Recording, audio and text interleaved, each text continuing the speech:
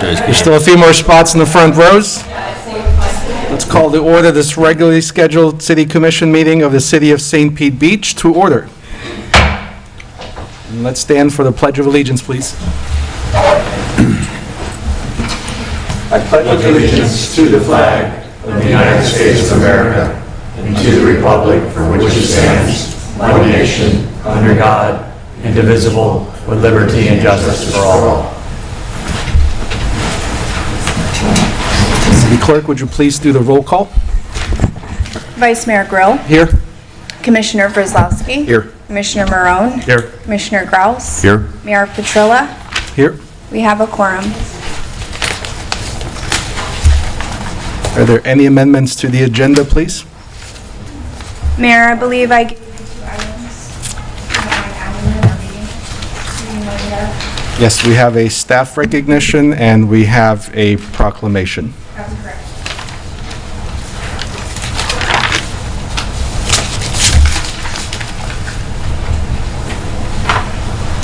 I'll move to approve as amended. Second. City Clerk, roll call, please. Commissioner Brzezowski, Yes. Commissioner Marone, Yes. Commissioner Grouse, Yes. Vice Mayor Grill, Yes. Mayor Petrilla. Yes. Motion carries. All right, for the first one, we have staff recognition. Is Betsinda here? Yes. So, I mean, we have some absolutely amazing, incredible staff here at the City of St. Pete Beach, and one of them loves it so much here that she's been with us for, well, Betsinda, why don't you tell us? Good evening. Thank you. My name is Betsinda Cattels. I'm the St. Pete Beach Public Library Director. I'm here to publicly thank Bonnie Trayman, a library clerk, for 22 years of dedicated service to the city. She started out under one of Mayor Frislowski's tenures, and she has worked so far under 3 different library directors. She's worked with many different city commissions. She's worked with lots of different library card holders and library staff members, and she's still strong and dedicated today. So 22 years, her anniversary was on Sunday. She regrets that she couldn't be here tonight. She's also as dedicated to her Zumba class as she is to the library. But I wanted to publicly thank Bonnie Trayman. She's given lots of good service to this city, and she loves every minute of it. So thank you for the opportunity. Thank you.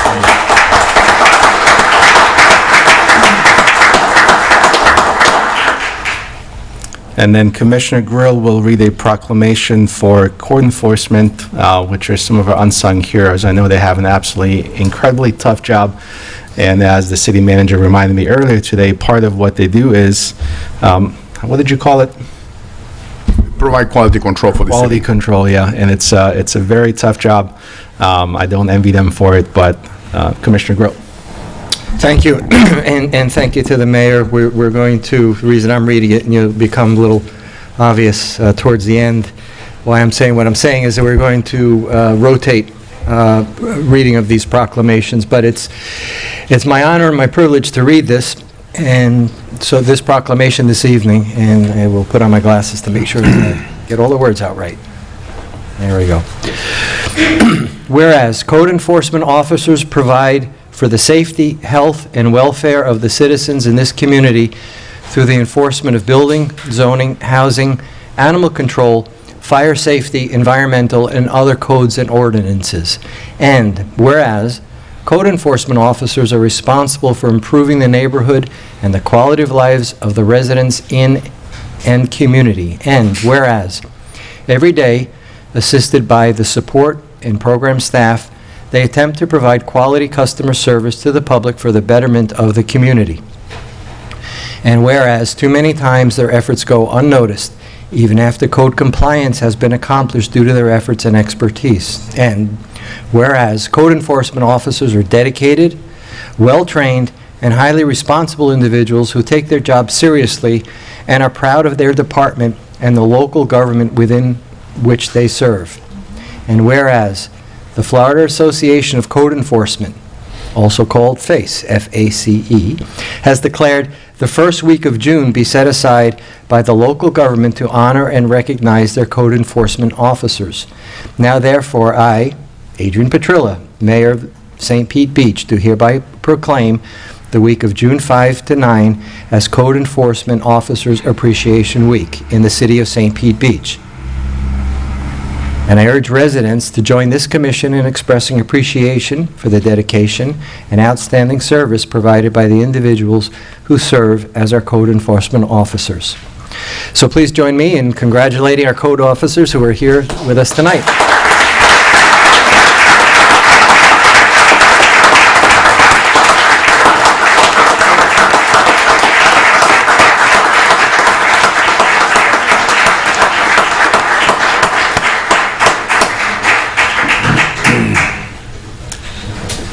Thank you. I would like to thank Michelle, Alex, and the Commission, Mr. Mayor, for recognizing code enforcement and proclaiming June 5th to the 9th as Code Enforcement Week. I guess we get to take that entire week off, Alex? We can talk about that. Okay, we will. As you just mentioned, code enforcement is a tough, thankless job, but we keep doing our best to uphold the standards that we were hired to uphold, whether it's enforcing parking infractions or work without a permit. To be an officer, it takes an inner fortitude to enforce codes when some people feel as if we're not doing enough, then others feel as if we're too heavy-handed. We do it because of the hundreds of people in the community who you do not hear from, who are happy that code enforcement is in the neighborhoods promoting the welfare and well-being of the community. I'd like to introduce you to my crew, not Motley Crew, but my crew. Neil Phillips has been a fixture. I'm sure you've seen Neil around the island, 35-year fixture in this community, and he assists with writing tickets and keeping the pay stations clean and operational. So give a round of applause.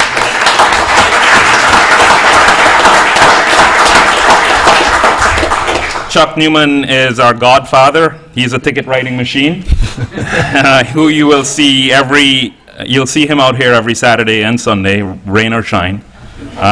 He is out here denying people who've offered him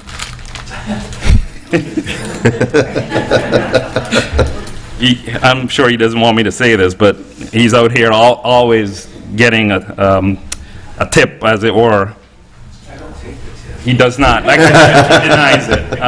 He denies any advances for a bribe. So he's out here doing his thing. Patrick Hawk has recently left code enforcement to join the permitting team, the permitting staff, and he doesn't know this as yet, but he'll be the bridge between code enforcement and permitting. Louis Cruz is making a name for himself. Louis.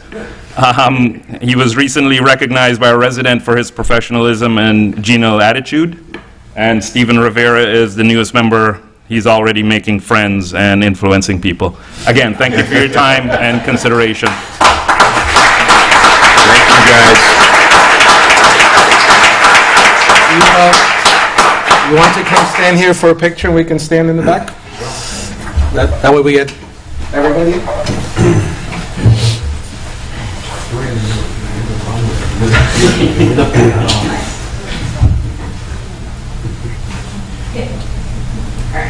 Good job, guys. Thank you. Thank you, guys.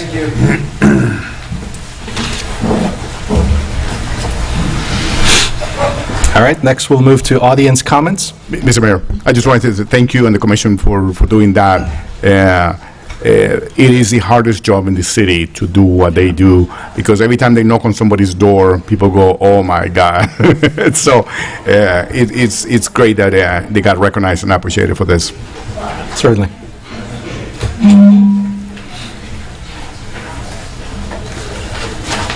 And it looks like we have a full house today, so we'll make sure that we stick to our time limits this evening to make sure everyone gets an opportunity to speak. Okay, the first I have signed up, she submitted one online, Lisa and Rich. I'm sorry if I'm mispronouncing it. Ryan, if you would bring up the presentation, please, I would appreciate it.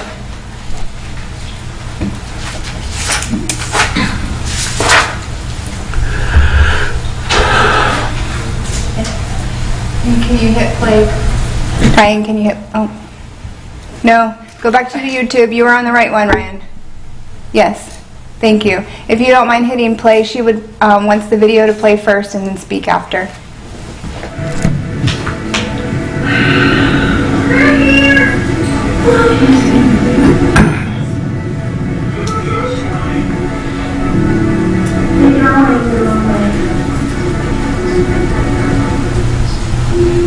Hatchlings are biologically programmed to emerge on a dark white beach, move the prehistoric and head to the moonlit water. Bright lights from trees, buildings, and condos disorient the baby sea turtles, reaching nuclear deaths. Endangered hatchlings head in one direction, falling into degrees. Getting trapped in pools.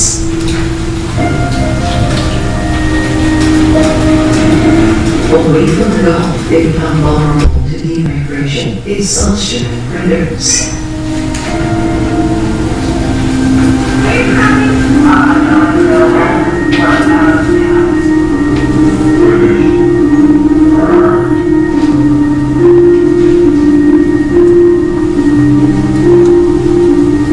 Preventing this tragedy is simple. Install and brand your wildlife-friendly lights. Turning off outdoor lights at night and closing blinds or trees after dark.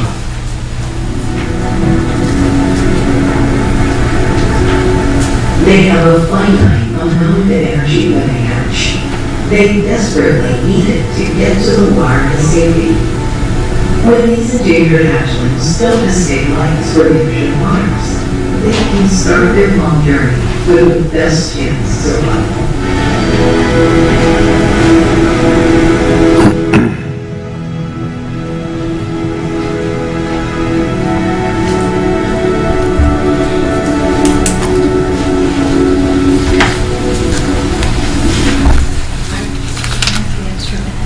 That's the question. Oh, okay. One of the gals back here, Dana, has offered to give me 3 minutes. Is that okay? That's the question for the commission. Okay. Does anyone have an objection to that? No. No. No, but I think going forward, we need to, we have our procedures that we laid out for audience comments. If we bend for one, we need to be consistent and bend for all. I'm interested to see what Ms. Reich has to say, but I don't want to redesign things on the fly here at this point. Certainly. Thank you. Okay. 4 minutes. Thank you. And thank you all for taking the time to watch that video. My name's Lisa Reich, and I'm a homeowner, business owner, and local artist here in St. Pete Beach. And I live on 78th Avenue, and I'm CEO of Coastal Wildlife Advocacy Group, which is CWAG. And we made that video. Our mission, actually, before I get into that, is to ensure the survival of coastal wildlife and protection of natural coastal habitats. And we want to accomplish this through education, training, and advocacy. We refer to that as ETA, and our ETA is now. And currently, we're blessed to have sea turtles that nest on our beaches, and we have multiple nests, and we have several that are in front of properties that have problematic lighting. And unfortunately, without a doubt, those hatchlings will go the wrong way, and we lose hundreds of hatchlings every year. And it's been like this year after year. I've been doing this for 12 years. Sea turtles are protected under the Endangered Species Act, and they're also a vital part of our ecosystem, but they have many, many challenges, and this is just one of their biggest challenges here on St. Pete Beach. So I'm here today to ask you guys, or the reason I'm here today is four things: to bring this to the forefront and bring it to your attention that it is a problem out there, to ask you to be sure that the ordinance update that is currently being worked on under the beach ordinance clearly defines compliance and endorsement procedures so that code enforcement and property owners understand the process. The third thing is to ask you to determine what the current compliance and enforcement process is, and then what needs to be done to improve that process and make the process better. Coastal Wildlife Advocacy Group I formed last year, and again, our goal is to offer assistance to the City of St. Pete Beach in accomplishing the enforceable ordinance by educating our community from property owners, resort staff, management, condo associations, on down the line. I sent an email that had some detailed information as well, and I wanted to present this video as well. But the bottom line is CWAG wants to be the solution, part of the solution. And my organization is available for any questions, issues, comments, and again, I appreciate all of you, and I appreciate the extra time allowed. That's it. Thank you. Thank you. Do we have the list of properties that you feel are out of compliance? Have you provided that to the city? Yes, I actually had a team go out and do lighting surveys, and we do have property addresses. And have you provided that to the city managers, the city staff? We have not. Because all the This guys is were like the just here first- that enforced that. Pardon me? All the guys that enforced that were just here. No, I understand. I do know You should have that- gone first. I do know that residents have reached out. Residents have reached out to the city, and I don't know what the response has been because it's been very recent. And I have a meeting actually with the Director of Engineering at the Tradewinds. So, But Michelle Gonzalez, if you could just meet with her, please, and get the addresses so we can follow up on those concerns. okay. Yeah, she's way in the back. Thank Over you. there. Okay, thank you. very much. Thank you. I might just add, I know that there's been something effective just recently because some residents at condominiums informed me that the city informed them that some of their lighting was not, needs to be, redone. And staff, I think, was pretty good about suggesting some changes, like the different color lamps to address it. So I know there's already been activity going on as recently as just a couple weeks ago. Right, Yeah. but if she has addresses that we might not Yeah. have, then it's always Yeah. important to get those. I think most people want to comply. Some people just No, don't I know. agree. They just don't I know. absolutely agree, and that's Yeah. why we're collecting the data, because we want to be able to say, make it, available to you guys, because we've gone through the training, and we've identified, we actually list what lights are non-compliant. And so it's very, very informative, and it's meant to go in and say, hey, did you know that this is an ordinance, and this is what happens when you don't have turtle-friendly lighting, and educate them. It truly is an education process. And what we have found is a lot of new people have moved into this area and just don't know. So that's been the response I've been getting. I had no idea. So, And some of it's as simple as just closing your drapes if you live right on the Gulf of Mexico, and, that's a dynamic thing, because you can go and check, and they could be closed, and then, the thing is at night, you can't really see out, but everybody can see in, But there is turtle-friendly glass, and there's also tinting. So there are ways that if they want to keep, or they don't want shades, that they can do other things. Yeah. So there are options available. But again, thank you. good. Thank you. Thank you, Lisa. Next comment? Jolynn Lawson. Ryan, if you could bring up the PowerPoint, please. Is this do we have 4 additional people for the 10 minutes? Would you please raise your hands? I'm sorry, I didn't see 4. We need to see 4 hands so we can give her 10 minutes, please. Okay, and you are relinquishing your time to her? Okay, thank you. All right.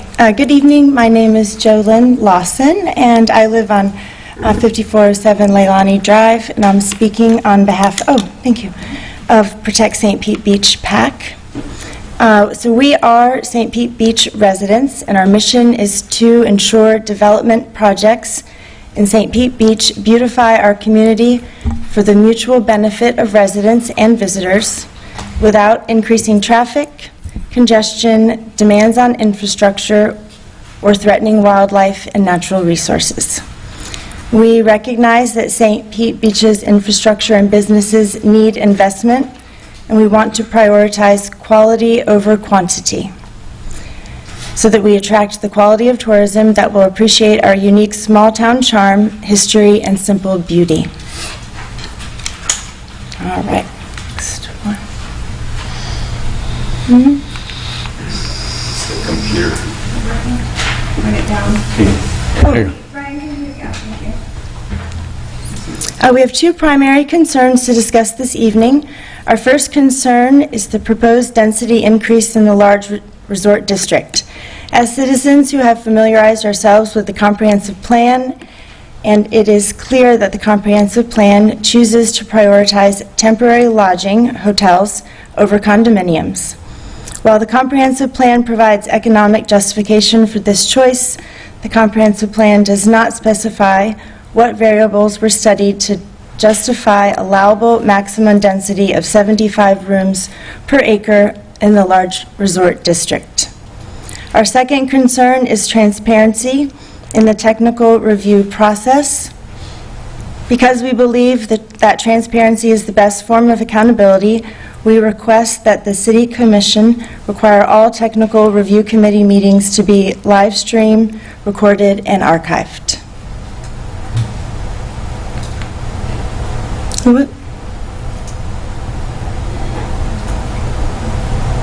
Let's see. You have to point it down at the... Oh, and I'm going... All right, sorry, I guess I clicked it the next time. All right, so looking at our first concern, we believe our town is being faced with critical challenges as we consider whether or not to approve redevelopment plans. Currently, we have at least 2 properties in the large resort district that have proposed redevelopment projects asking to increase density, or rooms per billable acre. To understand that impact of these developer requests, it is important to understand our current density, especially in the large resort district. There we go. All right. According to publicly available data, here's where we are today. This chart shows the current density of large resorts in the large resort district. As you can see, the current overall as-built density for large resorts is 39.3 rooms per buildable acre, where most properties are between 30 and 45. Now consider the current Serrata proposal, where developers are proposing a conditional use permit all the way to the maximum limit anticipated by our obsolete comprehensive plan, 75 rooms per acre. The economic incentive is for developers across the large resort district to ask for this limit, which is an increase of 88% from our current baseline.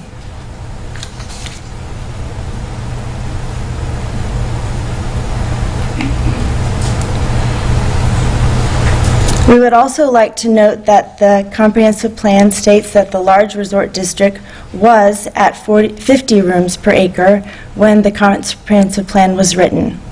Why is there such a large discrepancy? Regardless of the reason for this discrepancy, we are experiencing issues with density, congestion, traffic, and infrastructure, and emergency services at only 40 rooms per acre. And our comprehensive plan is proposing to allow 88% increase in rooms, not the 50% increase in rooms implied by its obsolete baseline density. Redevelopment of the large resort district is a hot topic and has many residents asking questions. We have compiled a list for City Council to consider. On what basis was the limit of 75 rooms per acre established? Is the upper limit reasonable, and does it anticipate current levels of traffic, contention over beach access, and demands on our natural resources, emergency services, and other infrastructure. Can our community responsibly handle an effective building doubling of rooms per acre in the large resort district? Looking at the large resort district as a whole, when all properties are redeveloped up to 75 rooms per acre, what would that look like, and how will our community fare?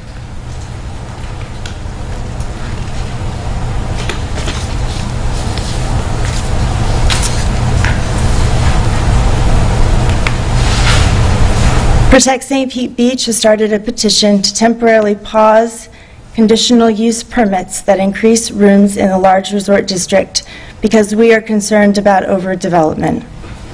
Our comprehensive plan is over 10 years old, and the current allowable maximum density of 75 rooms per acre in the large resort district is almost double the current density of 39.3 rooms per acre, and incompatible with our community's character, infrastructure, natural resources, traffic, and emergency services. In recognition of these concerns, we are asking City Commissioners of St. Pete Beach to revise the comprehensive plan to make St. Pete Beach an economically attractive community for investment and redevelopment at lower maximum density levels compatible with our town's character and resources, and implement an immediate temporary pause on conditional use permits in the large resort district that increase any property's rooms until the completion of our comprehensive plan revision.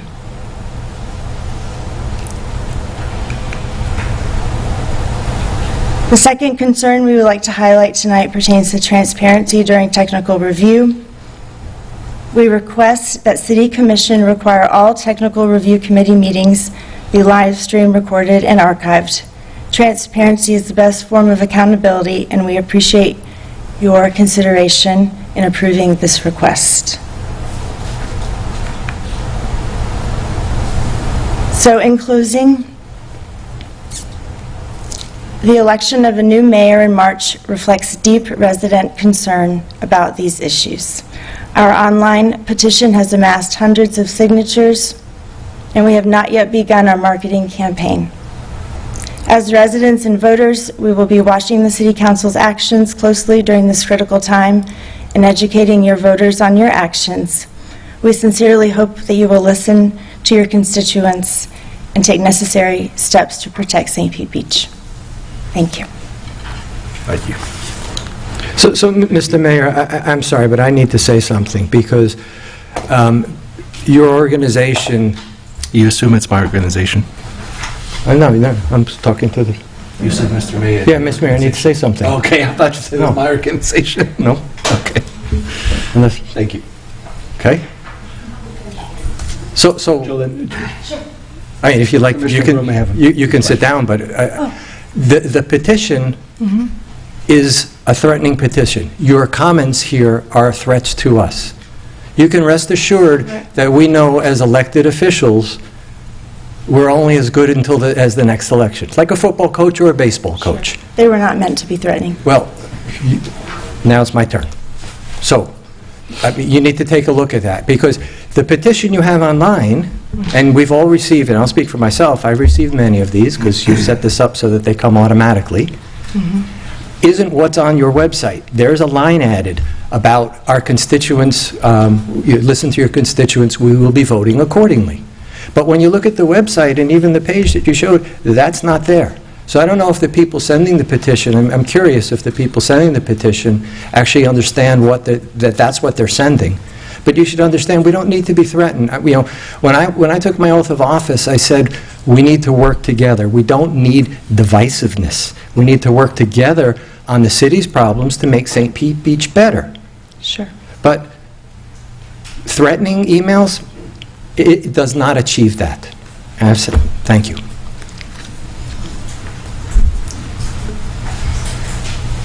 Thank you, Mr. I had a question about the technical review committee meetings. Yes, sir. Those are all open to the public?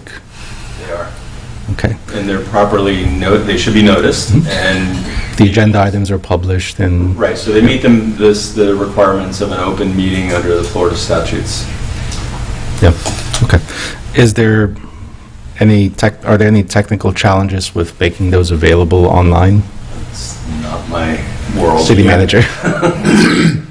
In the room where they meet, it might be a challenge, so I will need to discuss it with them before I give you a complete answer, because we get paid to be here on camera. Sure. They do not. I mean, some of the people that are in those meetings are fairly junior level, individuals that might not be used to being on camera. Not that they have anything to hide, but it's just a different level of expectation, and I got to talk to them before I say, we're going to put him here on this dais and have the meeting on this dais so it can be properly recorded and transmitted. So if you allow me until the next meeting, I'll talk to them about it and see if there are any concerns. And for the next meeting, can you let us know if there's any state requirement that we are not meeting or additional? I believe the attorney answered that. I think we are in compliance with state law. Yeah.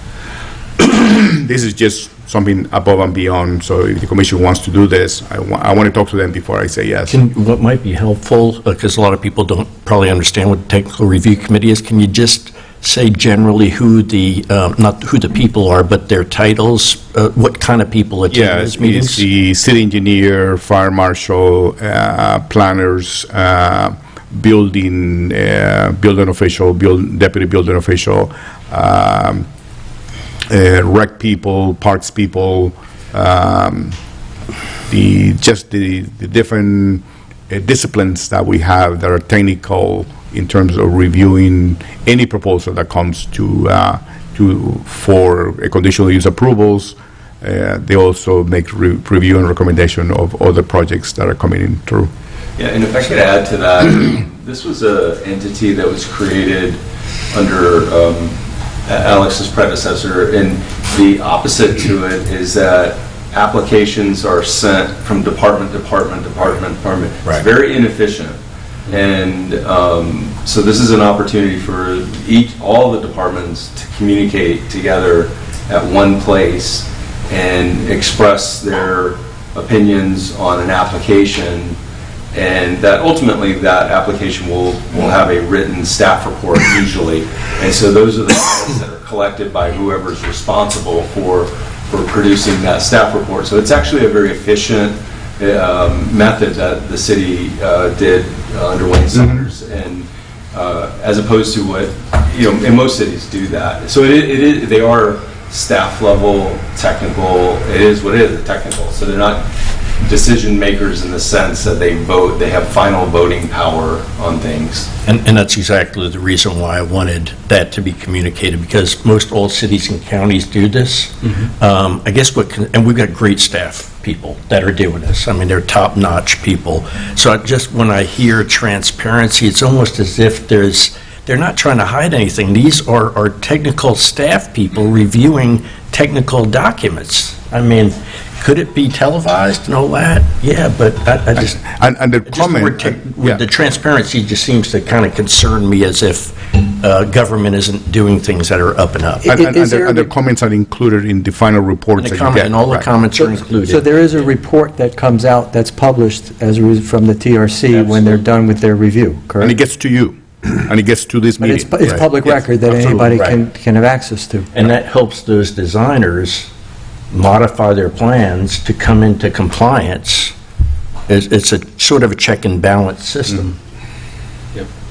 I think you're right. Maybe transparency may not have been the right word on that, because it is a very transparent, anyone can attend. Right. Well, and it's been used, that word's been used, unfortunately, a lot related to the TRC. I think maybe the challenge is just the time. It's usually at 10 o'clock in the morning on a Wednesday, which, for people that work. And then if the commission decides that we want to do that, then we could make that recommendation, But yeah, I think we can discuss it in a workshop or some other another meeting, because we don't also at the same time want to stifle people from being open, and some people aren't as open or feel comfortable talking cameras and being recorded for longevity. Next comment. William Schwinghammer. I'm sorry, but Bill, did you raise your hand to give up your time for Jolyn? Okay, good, thank you.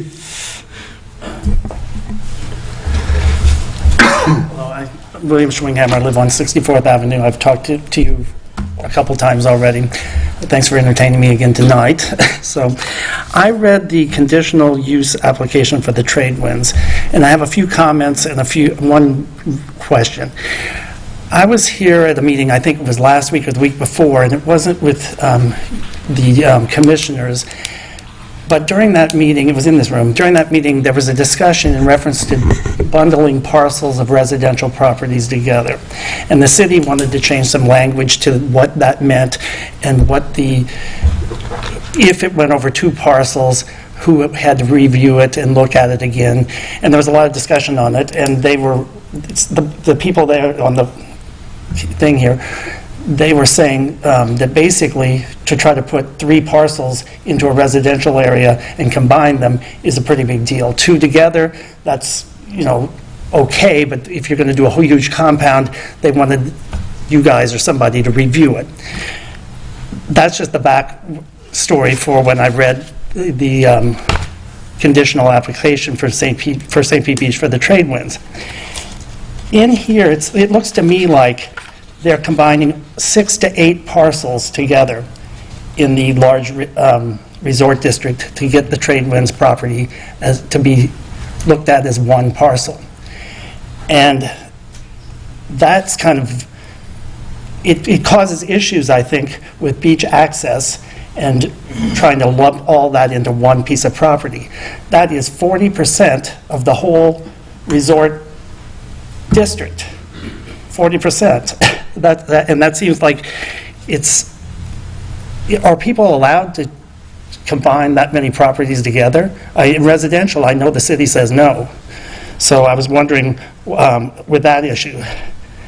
That's the other thing that came up was, the beach access. And I was over there at the trade winds this weekend, and I tried to get to the beach. I walked through all the staff back corridors and finally got to the beach because I didn't know it was so long, it was hot, I wanted to go back there.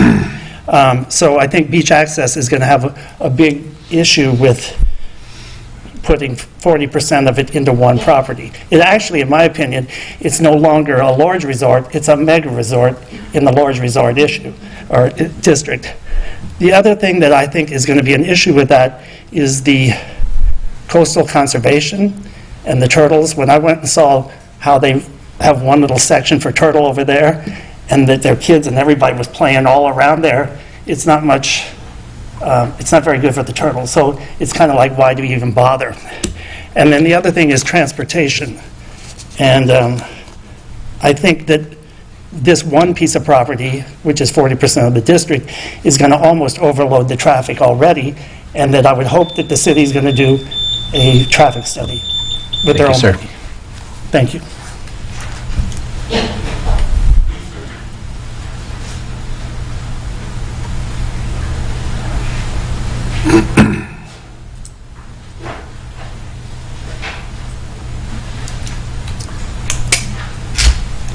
Would it be all right to say that it's not appropriate for us to comment on the... Yeah, I didn't know if you were waiting for someone to come up, but I was going to, if someone was going to jump in on that. Let me, okay, so this is the hard part about being quasi-judges and quasi-judicial forums.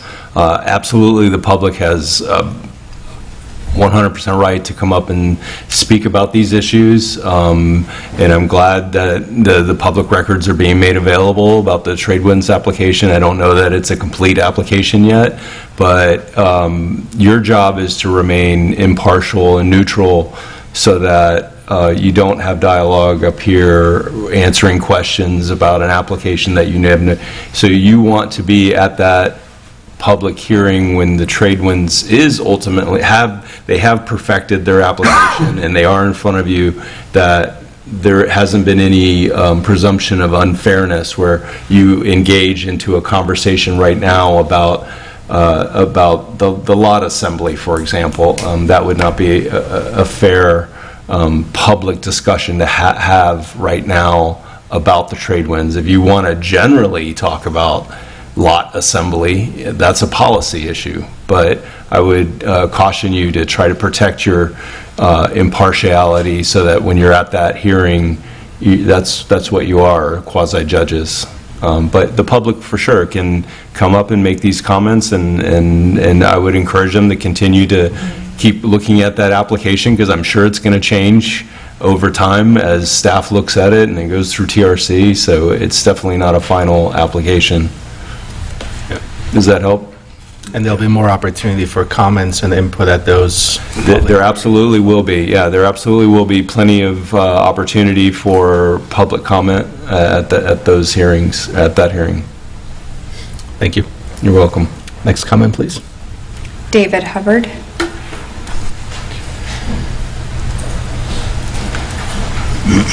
Hello, Commissioners, Mr. Mayor. I listened to last week's, or 2 weeks ago, commission meeting with the topic of freebie and all the data points that were being asked for to decide if it's an effective service. The two that I thought were left out were the number of abandons and the time of abandonment, because as a resident, I found the service to be completely useless so far. I've attempted to use it maybe 15 times. I've been successful once.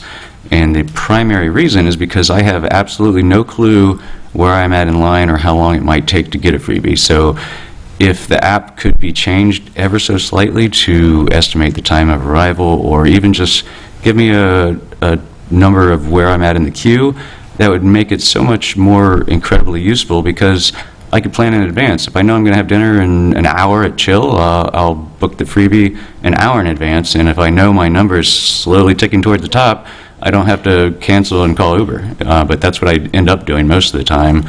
And I worry about the fact that when I use Uber, it's usually surge pricing, which means they're asking me to pay $20, $25 to go 2 miles.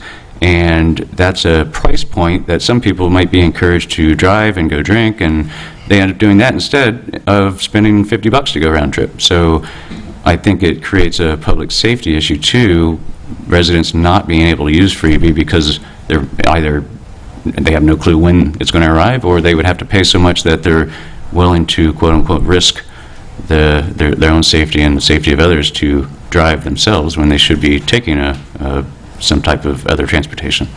That's it. Thanks. Excuse me, Mr. Hubbard, just for the record, can you give us your address? And are you speaking to us as a resident or as a member of one of the city's advisory boards? As a resident, and I am on 1240 Boca Ciega Isle Drive. Yeah, if I could just, let me just handle that part about it too, because obviously he's here as an individual, but and this is really not directed at you, but maybe I should take this opportunity to go ahead and say this. I mean, Amber and I are going to be having a joint presentation to all the boards, including the technical review committee, anybody that is considered a local public official. This is going to be on the 1st, right? I think it's June, right? Oh, I got it right. And one of the things that, just as an etiquette and also for clarification and to avoid confusion, that if anybody is in the audience that is serving on a board for the city, first of all, thank you for your time and effort, but just it would be really helpful if you could just say, I'm not here on behalf, I'm not here as a member of whatever board you're on, I'm here as an individual. That way your fellow members of the board don't feel like you're here communicating something that should be talked about at the board, that you're here just as an individual. That's all. It's really just a I understand. I was going to bring that up on the 1st, but this is a great time to do it, because there might be some other people here that serve for the city, and they could do that. So, novice mistake, and I not a mistake, I had assumed the freebie would not be something the planning board addressed. Not a mistake. This is all a learning process, and again, I want to thank you for you're volunteering to do work on a board for our city, so it's great. But I think it's just for clarity, for the record. Thank you. All right, thank you. Thank you. Comments? Deborah Schechner.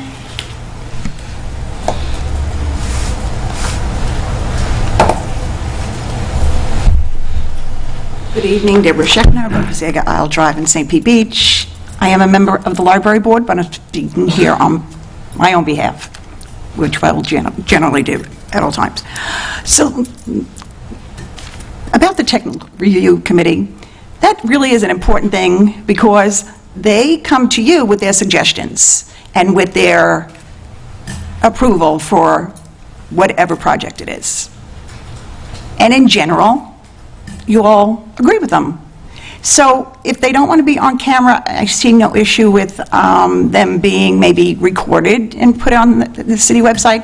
I have attended meetings there. There's nothing strange about it at all, so it's all good. Okay, so let's see. I have stuff on coming up too. It was very interesting as I was hearing. I was at home, somebody was here at my house, and I was listening to the comp plan discussion. My history with the comp plan discussion is very, very different from some of you up there, especially Ward. We've been doing this for a lot of years on opposite sides. And ad nauseum, we would have town halls, we would have meetings, we would do labs. Residents always said the same things. No height, no extra height, no extra density. We did not want tall buildings. The audience might not know this. At one time, 20 and 22-story buildings were proposed. And they were going to vote on that. And that's when the citizens became enraged with the comp plan. Ms. Pletcher said that we're okay with the intensity and density. No, we're not. We never were okay with the intensity and density. Those were real issues back then. And for 15 or 20 years, over 20 years probably, they're still the same issue. And we're not going away. And as you can see, some young folks are coming. So that's important to me too. We need a mini pause. Not a menopause. We need a mini pause. And we need to do that now. And I'll tell you why. A, we're not responsible for whatever a hotel paid for buying somebody else's hotel. 22 million to 222 million, I'm not responsible for that, and neither are you. Either is our city. We're not responsible for their profit. We're not responsible for their business. Oh, I have so much more to say. We need to look at the boutique area as well, because that's going to become overrun. And you know, people in 2 and 3 are going to be overwhelmed no matter what you do. And I think David said, look at our mission statement. Look at our vision statement. We talk about residents. Residents first. Residents are a priority. And I took a trip, we decided to take a trip to go to a birthday party, and we did the beach. Gee, those beaches with condos, doing great. Thank you, Deborah. Thank you. Jane Graham.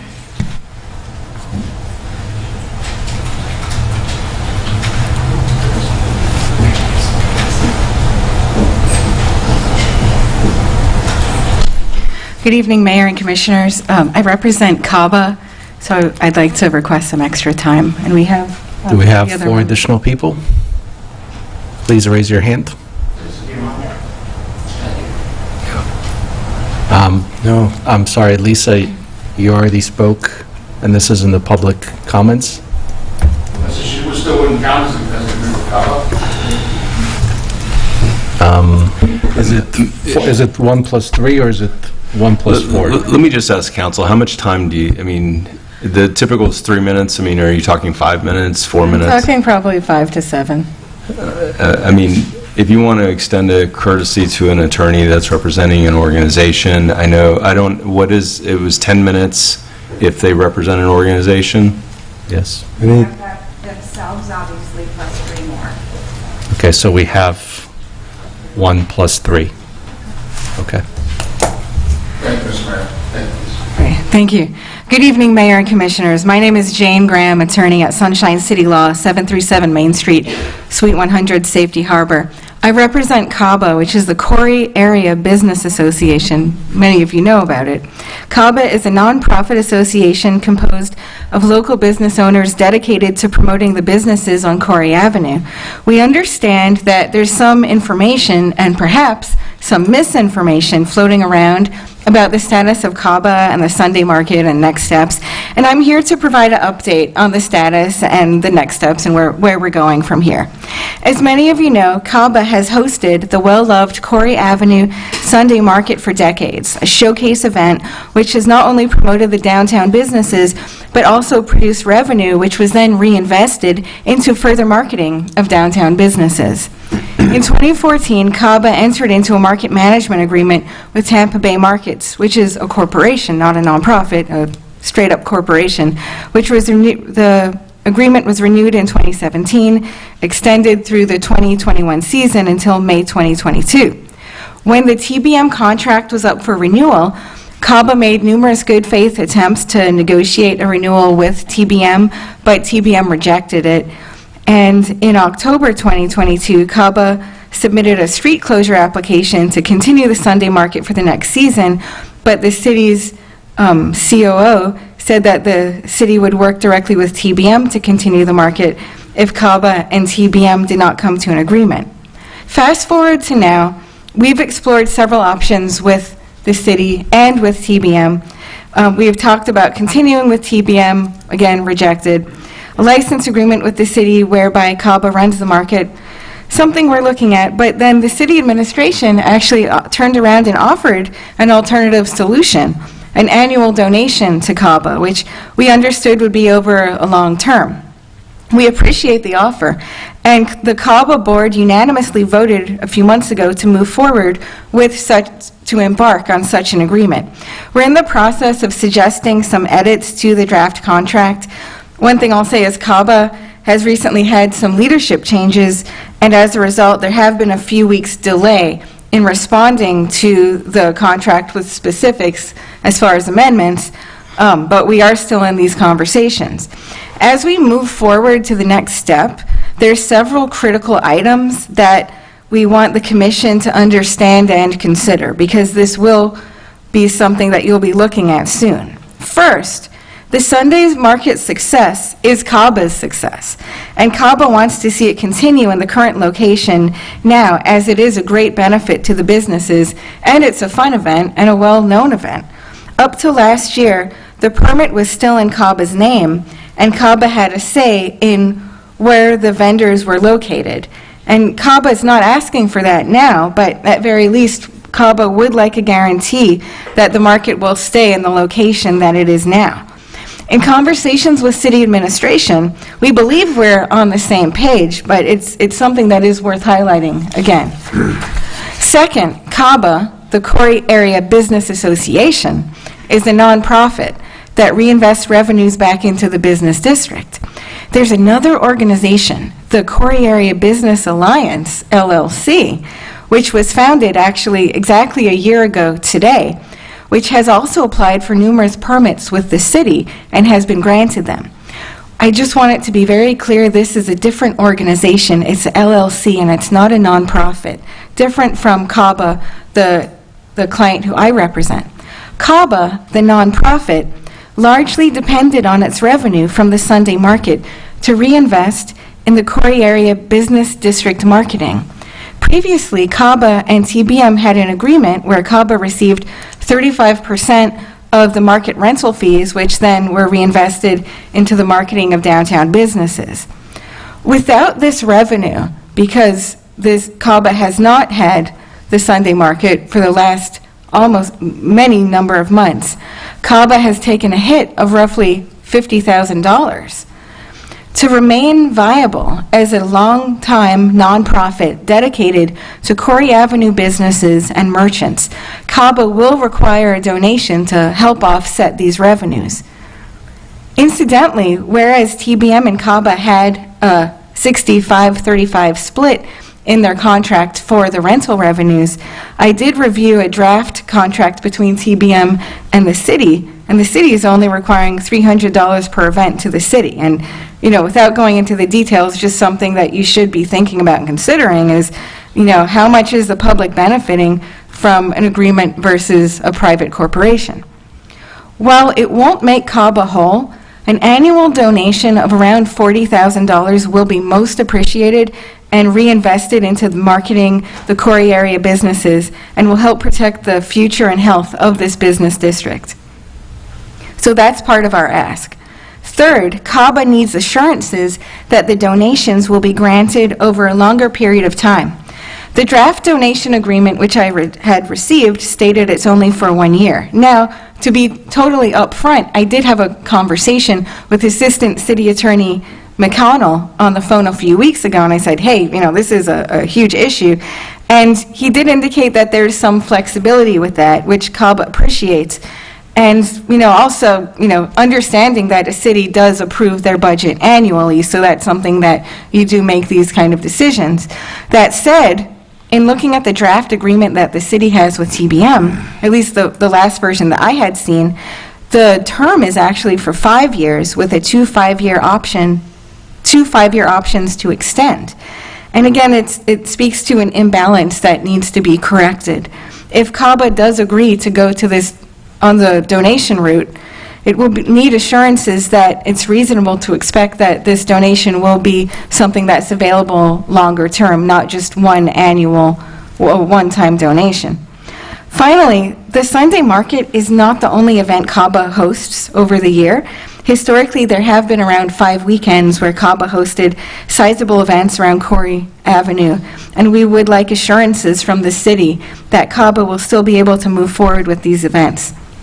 This has been an update really just meant to clarify the current status of the negotiations. I know that I had actually sent a letter to the city last October. I didn't appear in person, but I wanted to appear in person today and give you an update of, where we are and where we've been. And, CABA looks forward to continuing its decades-long relationship with the city as the voice of the Corey area business community.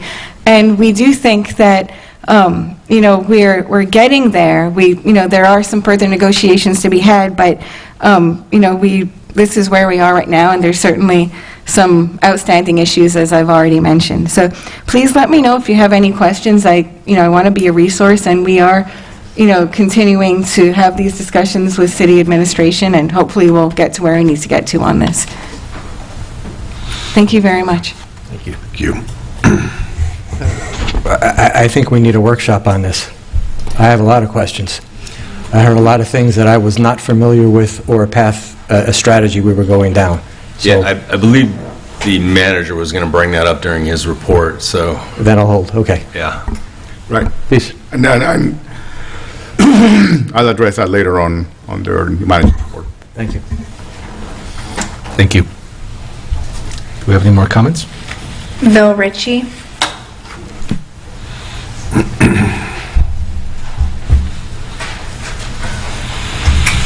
Good evening, sir. If you can please state your name and address. Yeah, Bill Ritchie, 329 55th Avenue, St. Pete Beach. Thank you, sir. I'm just concerned as a resident. I don't represent any particular organization. Been here 32 years. And we have a homeowners association that also is concerned about the development of both the Serrata and the trade winds. And there's as I understand it, a possibility that there'll be a moratorium on any kind of consideration for construction or redevelopment of these two properties. And I just want to encourage that because I've been to the meetings and they're doubling their occupancy there in both of these situations. They're the two largest properties on the beach, I believe. And I'm concerned about the sewage because with the heavy rains, we know what happens. We've put in new lift stations. We've tried to resolve some of those problems with the impact of the old pipes and the old machines. That's the sewage. And we don't want to ruin our Boca Ciega Bay. That's item one. Item two, our water, because we have more straws going into the same glass. And they're going to suck it dry one of these days. I don't know what the projections are on the water tables in North Pasco and the other areas where we get or buy our water from. I'm very concerned about that. And also, of course, the traffic. We've seen over the years, and I've been here 32 years, the effect of various construction projects on Gulf Boulevard. And we're seeing now the effect of another 4 lanes down to 3 lanes. We're at the 55th Avenue traffic light, and it just creates a logjam.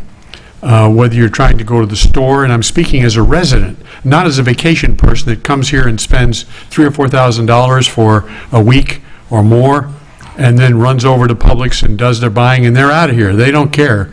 We're left with the residual of the grief on the highways, the byways, our little streets, but mainly Gulf Boulevard.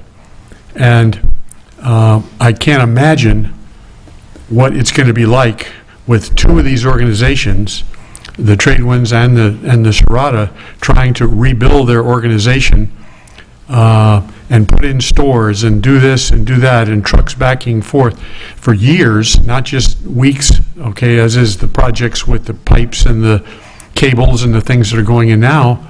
But it's just, it doesn't look good. And I just implore you as our representatives to please just take a very, very close look at our sewage, our water, and the traffic situation.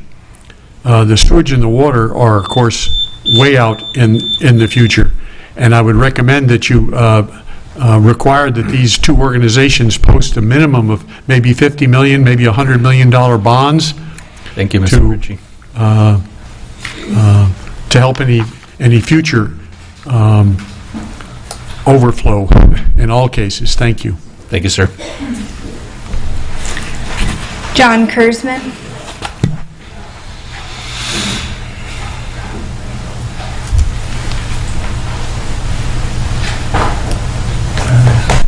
Shut here. Ryan Brockman, please. Not so good. Can you zoom in? Yeah, zoom in. John Kurzman, 59th Avenue, speaking for myself, not for anything on the board that I'm on. So relating to what we were talking about before with the Technical Review Committee, I have to notice on page 61 of the comprehensive plan that when anyone in the redevelopment zone is doing an expansion and they're more than 3 acres, they need to have a meeting. And that meeting has to have a sign-in sheet with comment cards. And then those comment cards, where all the written questions have to go to the city within 3 days. So I was trying to follow up to find out if my questions made it to the city. And I didn't get an impression that they did. So I also noticed that, for instance, at the first Serrata meeting that everybody went to, everybody just asked their questions at the mic. So I feel that people may have been even deprived of their questions and all their comments making it to the city commission. Also, I believe at the Tradewinds meeting, everybody just went to a mic. So again, there, I don't believe that they followed this policy. So I'm just wondering about that, but I'll move on. Because I just find it odd that we would ever have an applicant for a variance or anything be the entity that collects the questions, and then they're the ones responsible for giving them to the city for follow-up, because I don't know if I'll be available when the actual hearing happens. Next, I'm just concerned also, you know, at the meeting yesterday for the budget, there was concerns about the sole pumping station that gets all the sewage off our island is being rebuilt. It was referred to as a Frankenstein, with someone possibly getting electrocuted when they manually have to hit the switch. And they're going to try to redo this whole pumping station while it's in operation over the next 3 years till March of 2025. Should we really be increasing our effluent going into that pumping station while that is going on? Then also, we had the emergency a year ago with a leak, and then there's another project going on with another set of pipes. Again, should we really be increasing all our effluent in the sewage system when we know these things are going on? Also, when you look at the actual beach resort district, and this is a chart that someone else earlier today said was a great chart, and I happened to pick the same one, 75 units per acre. So when you look at that, I just find it interesting that we have one project, and I'm not going to be specific, we have one project where you have, and maybe I shouldn't even show the slides. Well, I do need to. One project that's combining lots, and we need a policy of what happens when you combine lots. And I mentioned this before, because the comprehensive plan had a map, and it considered separate lots. And if they said each lot needs to have beach access, then you can't put 6 of them together and then say, oh, we have one lot, because the map in the comprehensive plan showed specific lots. Here, when you have separate lots and they're splitting them up, I did the calculations in a spreadsheet here, and you can see exactly how things are split up. But it shows, they're only over half a room, but it shows also there's issues because you're moving cars into the wrong lot. Thank you, John. And then in general, I think that we need to consider that we can factor in freebie allotments and other things based on the fact that a hotel room equals 0.7 single-family homes. Thank you. Thank you. All right, we do not have any more audience comments. Next, we have the consent items.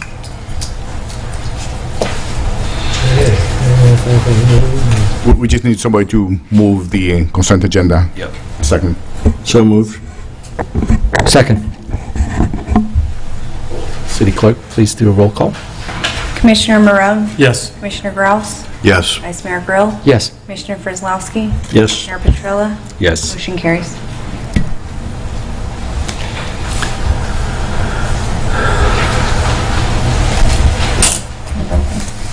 The next item, Mr. Mayor, is the tentative agreement with the IFF. And Vince Tenagli is going to be presenting that. Vince, do you want to take the ordinance at the same time, or? Yeah, in fact, I can probably knock out 3 of the items altogether. They're all related, and I'll kind of speak to all those collectively. We will need the clerk then to read the ordinance, if you don't mind, Madam Clerk. And include the general pension as well. All 3 of those are going to be related topics. Not to give you more work, but. Yeah, just so we're clear about what's happening here, is that there's 3 items that are related together. I'll call them companion items. Our assistant city manager is going to be doing one presentation that'll cover all of it, which is fine, but we still need to have separate votes, and the clerk needs to read the titles of the ordinance. Is it ordinances? 2 of them are ordinances. Yes. Ordinance 2023-04, an ordinance of the City of St. Pete Beach, Florida, amending the Code of Ordinances, Chapter 66, Pensions and Retirement, Article 4, Firefighters Retirement System, Division 1, generally, Section 66-252, Benefit Freeze and Maximum Benefits, Section 66-253, Membership, Section 66-254, Contributions, Division 2, Administration, Section 66-291, Board of Trustees, Section 66-297, Plan Closed to New Firefighters, Participation in the Florida Retirement System, Section 66-298 to 66-325, Reserve, Division 3, Benefits, Section 66-339, Benefits, effective January 1st, 2013, providing for codification, conflict, severability, correction of Scrivener's error, construction, publication, and an effective date. Ordinance 2023-05, this is for General Employees Retirement System.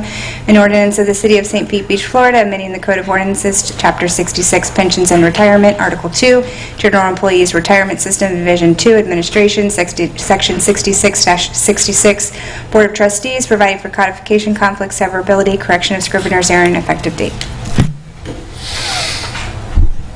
Thank you, Amber. Some of this is a follow-up to discussion from yesterday's budget workshop. I alluded to several changes yesterday with regard to the fire union fire contract. So pleased to say that we're requesting ratification of the collective bargaining agreement with the fire union tonight. This is the second agreement that I've had the pleasure of working with the fire department on, a 3-year term. And I'll outline some of the changes, and there's probably a lot of detail we could unpack, but I'll just try to keep it sort of higher level, and then if there's questions, please feel free to jump in. We'll start with wages. So we use a peer group to basically assess the comparability of our pay plan versus other local cities. And so the first major change in the contract is to gross up the pay plan in the fire contract to essentially keep up with other cities. We only do this every 3 years traditionally, so sometimes, particularly in light of the unique labor market over the last few years, cities have been increasing wages to the extent that exceeded any of the prior years, that's for sure. So we had some catch-up to do, and the agreement calls for a gross wage increase to each of our firefighting positions in the pay plan. Any questions on that the costs can be absorbed in the budget, most likely. I alluded to that in the staff report. We had assumed some modest level of an increase when we proposed the budget, but of course we hadn't concluded negotiations at that time, so it was sort of a moving target. Having said that, the final number is probably absorbable in the operating budget. If it's not, it can be corrected with a budget amendment. If a budget amendment is in fact needed, I can identify budgetary gains elsewhere, and we can accomplish it without utilizing general fund reserves. So I guess I also want to mention here, so that the wage increases are effective for fiscal year 2023, retroactive to October 1st, 2022. We had already provided for a 3% increase via MOU, and so this will, what ends up happening on the next available pay plan, by the time it takes finance staff to kind of prepare all these retroactive calculations, will basically go retroactive to October 1st, 2022 with these changes, net of the 3% that was already approved. In the two subsequent fiscal years, fiscal 24 and fiscal 25, we'll be right back at the table to reevaluate wages on an ongoing basis. And I have to say, I think that's pretty fair, just in light of the unique labor market. Like I say, the way some cities in the area have been increasing pay, we don't want to get caught left behind. And so this is just a fair way of continuing to look at the comparability and make sure that we're maintaining our competitive position. Second change is much more substantive in nature, and in my view, I think, frankly, fixes a problem, and it pertains to the retirement system. So the City of St. Pete Beach has 3 separate local defined benefit traditional pension plans. And I discussed this a little bit at the workshop yesterday. In my view, the city has taken a bold approach to addressing the elements of those plans that we control. And so the union agreement calls for moving new employees hired as of October 1st, 2023 to the Florida retirement system. So the local plan will be closed to new hires as of October 1st, 2023. Meantime, for all of the existing grandfathered current employees, we will, again, in my view, sort of fix a problem that has been years long in the making. There has been a complex arrangement where the members had agreed to fund voluntary pension benefits that left the ultimate cost burden of the pension system on the members. And so it creates just kind of a difficult situation to work from, because at the end of the day, all of any potential actuarial change that could negatively affect the plan directly impacts the members. And so the fix for that is that the city will increase its multiplier rate. It had traditionally been 2.75. We'll increase that to 3, so that we call that the benefit multiplier rate. It will increase from 2.75 to 3. But the voluntary benefit that had traditionally been paid for directly by the members, which was 3.4, will go away. And so it's sort of a compromise solution to bring the multiplier to what I would say is more of a kind of a market-based multiplier. It's consistent with the multiplier that's used at the state level. And consistent with that, the members' contributions will be fixed at 4%. Traditionally, or not traditionally, but at least over the last 6 years, they had been floating, so they could have been anywhere from, say, 10 to 15% ballpark, and it would change every year, and so the members wouldn't necessarily know what they would have to be contributing to the plan depending on market conditions. I've outlined the costs for all of those changes in the staff report. Again, it's significant in the short run to address these issues, but in the long run, the city's cost to managing the entirety of the pension system will be reduced.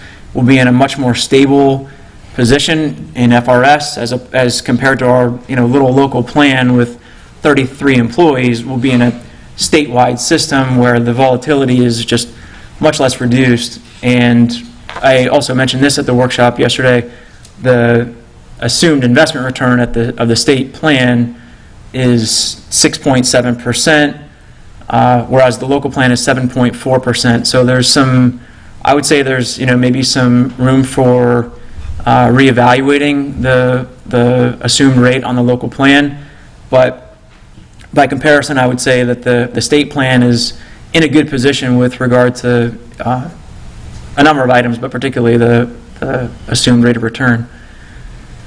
So, trying not to get too far into the details on any of this. Like I say, it can potentially get pretty complex. But the other thing you need to know is that we will still be on the hook for the unfunded liability. That would have been the case no matter what. So the unfunded liability is just the balance of all the actuarial losses over the history of the plan, and so we would have to pay that regardless. And so we'll still have to continue making that contribution to the unfunded liability. The net of all these changes is that the city's contribution into the local plan, into our unique St. Pete Beach local plan, will be 45.9% of payroll in fiscal '24. By comparison, the contribution to the FRS is 30.6%, so approximately a 15% reduction in the contribution rate required for the Florida retirement system. By the way, that topic has been in the news as of late, and that's one of the reasons why it took a little while to get to this point. There had been a number of changes that were proposed by the legislature that would have increased the contribution into the FRS system by an order of magnitude. And in the end, the final benefit changes were much more modest in nature. They had a COLA on the table that was not ultimately approved, but there were several changes that were incorporated into the final bill. And so the cost, I think I mentioned, was 30.6%. That's up a couple of ticks from when we were in negotiations. It was 27%, so it's gone up a little bit, but manageable. Finally, just want to say, from a lot of this addresses specifically the strategic plan. So believe it or not, in all the strategic planning exercises, limiting the city's long-term pension liabilities was actually a topic that was brought up.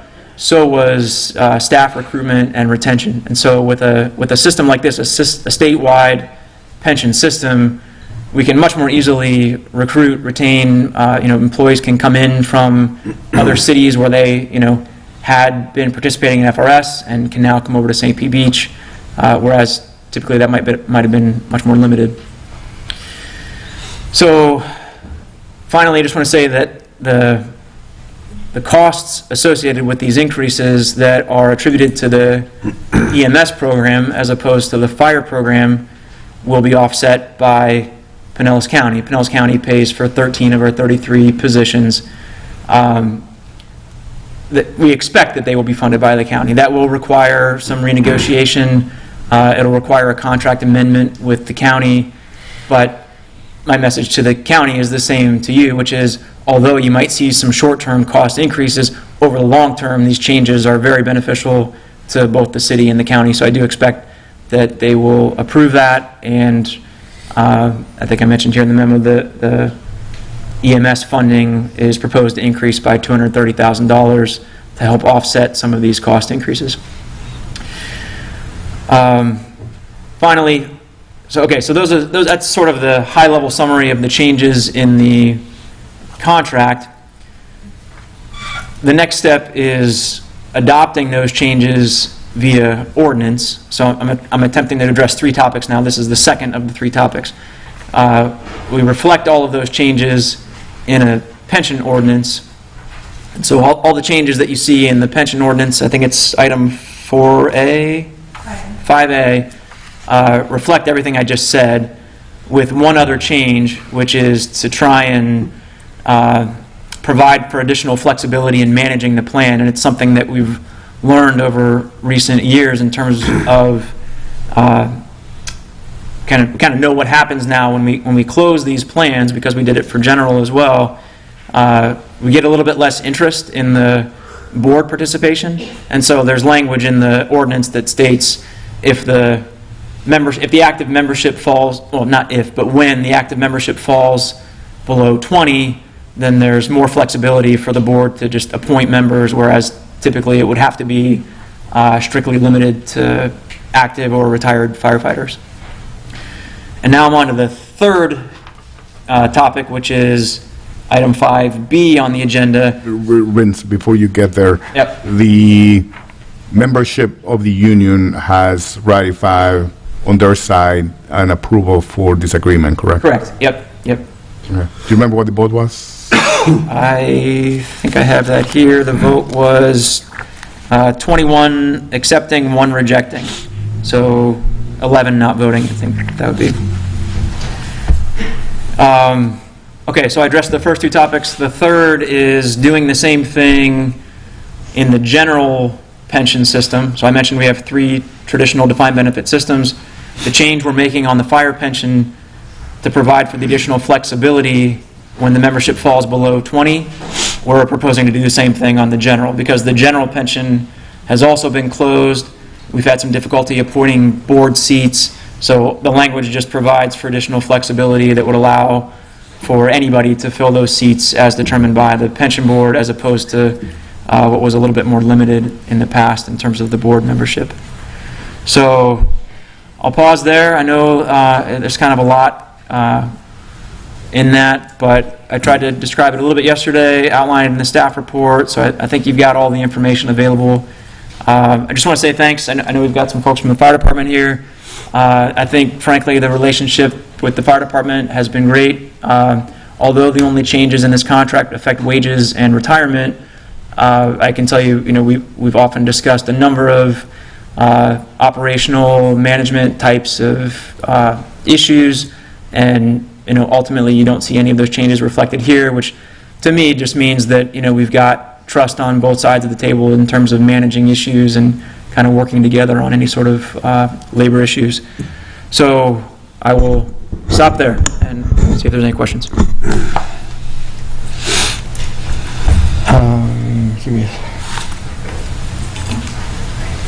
Just had one quick question, Vince. The other fire departments up and down the barrier islands here, they're all in the FRS also, correct? Majority of them? Not all of them, most are, yeah. Most of them are, okay. Yeah, I think there's 990 cities and counties throughout the state in the FRS plan. Okay. I don't have any questions or comments, but I want to thank you and firefighters for working through all of this. I know it's a lot of work to get to this point, so I think it's really a win-win situation. This is good for the city, it's good for the firefighters. They do a great job, but anytime we can help recruit and retain, that's a really big thing, especially in the kind of working economy we have right now. Are we in any way trying to figure out how to ask this question is, by moving to the state of Florida, are we then subject to the state of Florida's whims of making adjustments, or? Short answer is yes. I mean, we'll be subject to the types of changes that I just described. They were favorable to the members this time. I think the changes that they were working through had been implemented in like 2010, 2011 in response to the economic recession at the time. A lot of benefits were stripped away at that time, so most of those benefits were sort of reinstated with these latest changes. Not all of them, but some of them. But yeah, to answer your question, it would be the state then that would sort of dictate as opposed to the city. The other issue is that the option to move into FRS is irreversible. So once you move into FRS, you cannot get out of FRS. And then the other thing you mentioned is looking at compensation relative to what other cities are offering, which makes sense, clearly. Where does that put us relative to the other cities? At the bottom, at the middle, at the top? It's right in the average of the peer group that we were using. We have all that, so in fact I've got it here. For the most part, we were looking at Treasure Island, Madeira, Seminole, South Pasadena, Gulfport. I think we had St. Pete and Lellman in the group that we're looking at. And I can say confidently that that the wages are all in the average of that peer group.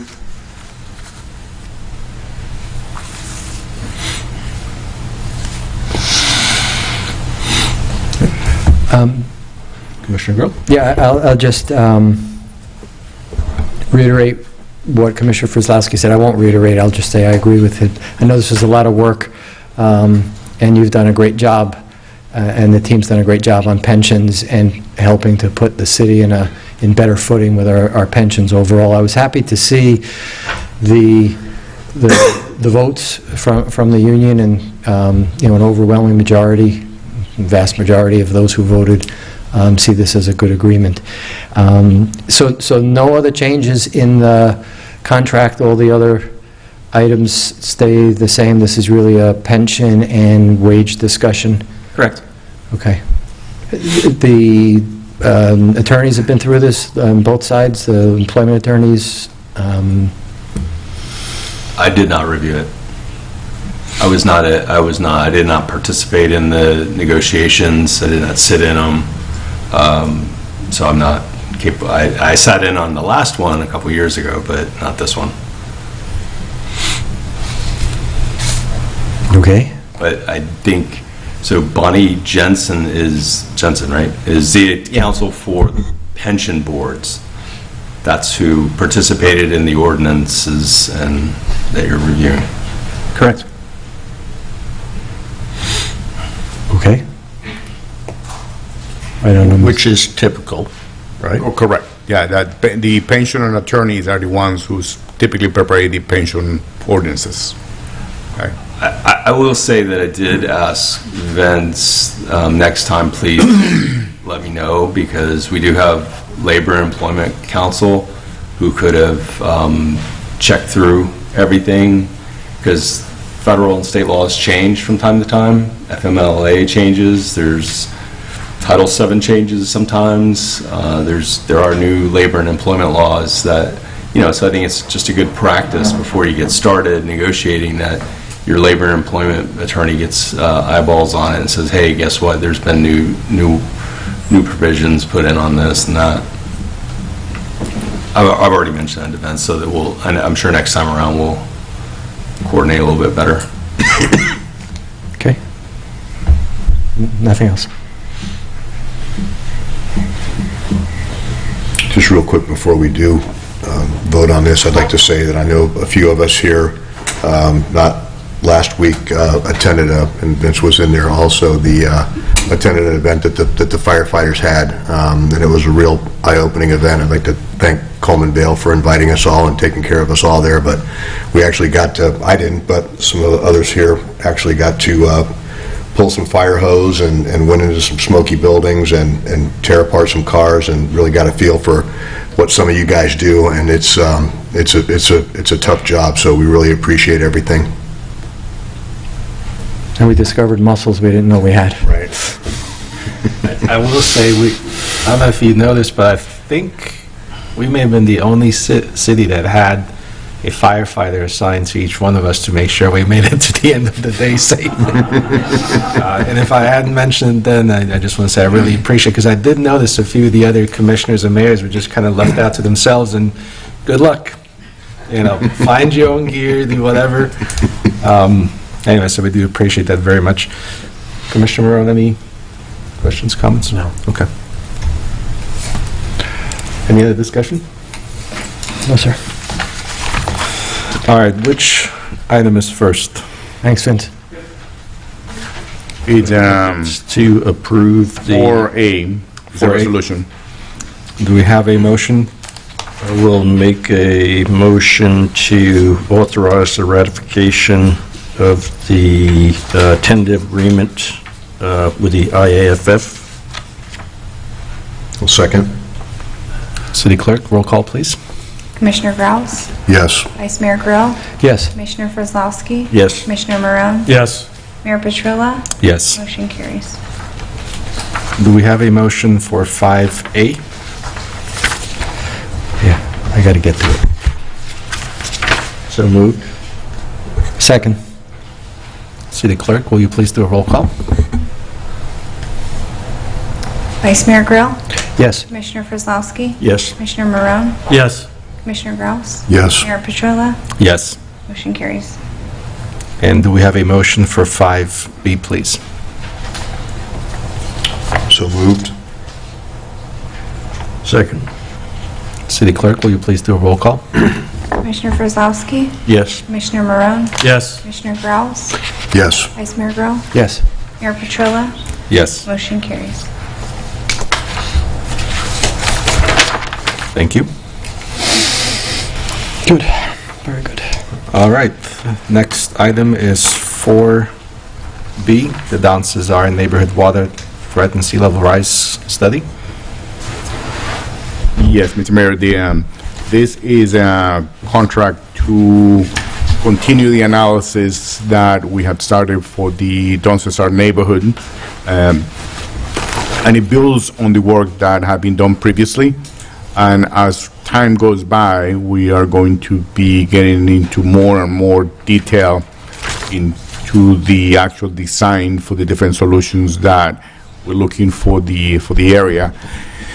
So this is in design terms, basically is an intermediate level. You start with a very high level conceptual work, which what we did about a year and a half ago, and now we start getting more granular, and eventually we'll get into design plans that are constructible plans. But this is going to give us enough information to have future discussions with the neighbors in terms of how we're going to be addressing the problem and the issues that they are going to have to address individually as property owner versus what the city is going to be having to address as a public entity. I know, Mr. Mayor, you asked me that if this was the same item that was on the agenda a little while ago, and it is, but we ended up pulling that agenda item because we didn't have project schedules on the contract. So because we didn't have that, I pulled the item, and it's here again. That's what it looks like. It's coming twice, but it's not. Okay. Yeah. Any additional questions? I mean, I got Mike here to get into more detail if anybody has any additional questions. Yeah, I did. I mean, maybe, Mike, you can explain, because the discussion the city manager and I had from the write-up, it looked, I mean, to be blunt, that we didn't like the results of the first study, so we're doing another study, because people didn't like what was going to happen with Lazarillo Park and the pumps, and now we'll do it again, so we take a different one. And as the city manager explained, that's not it, and I don't want to say I'm the only one who maybe reached that conclusion. So maybe you can just give us a quick synopsis and clarify. Yeah, and there was Don Cesar Neighborhood Association meeting a couple of weeks ago, and that was one of the comments that we heard from the residents, that they weren't happy with the results of the first. No. So same question. I'm also curious why we're doing the same study twice, or if it's not the same study twice. Yeah, I don't think we. Yeah. The Don Cesar HOA president is here if she would care to speak before I make any comments on the issue about the residents not being happy, and maybe explain some of that. I mean, I think it'd be helpful just to understand what this study is going to do that's different from the last one. Yeah, Sure, I explain conceptually what the idea was for the first one compared to this. Yeah, so a couple of years ago, when we first ventured into the recognition that some of our neighborhoods are much, much more vulnerable to the water threats that are out there than others, we began to zero in on the reality that the Don Cesar neighborhood is probably our most vulnerable neighborhood in general. Right. And we commissioned a very high-level conceptual study, and amongst the engineering community that reviewed this thing, we did discuss a multitude of concepts. 3, 4, 5 different ideas were tossed around. Ultimately, the contractor, Holf, sort of zeroed in on a master pump station concept that would essentially drain the rainwater of the neighbor. So again, I need to step back. There's the most important assumption that we make about this study is that the seawall surrounding this neighborhood is already at 5 feet NABD 88. So every single resident in that neighborhood has elevated their seawall one way or the other to that 5-foot level.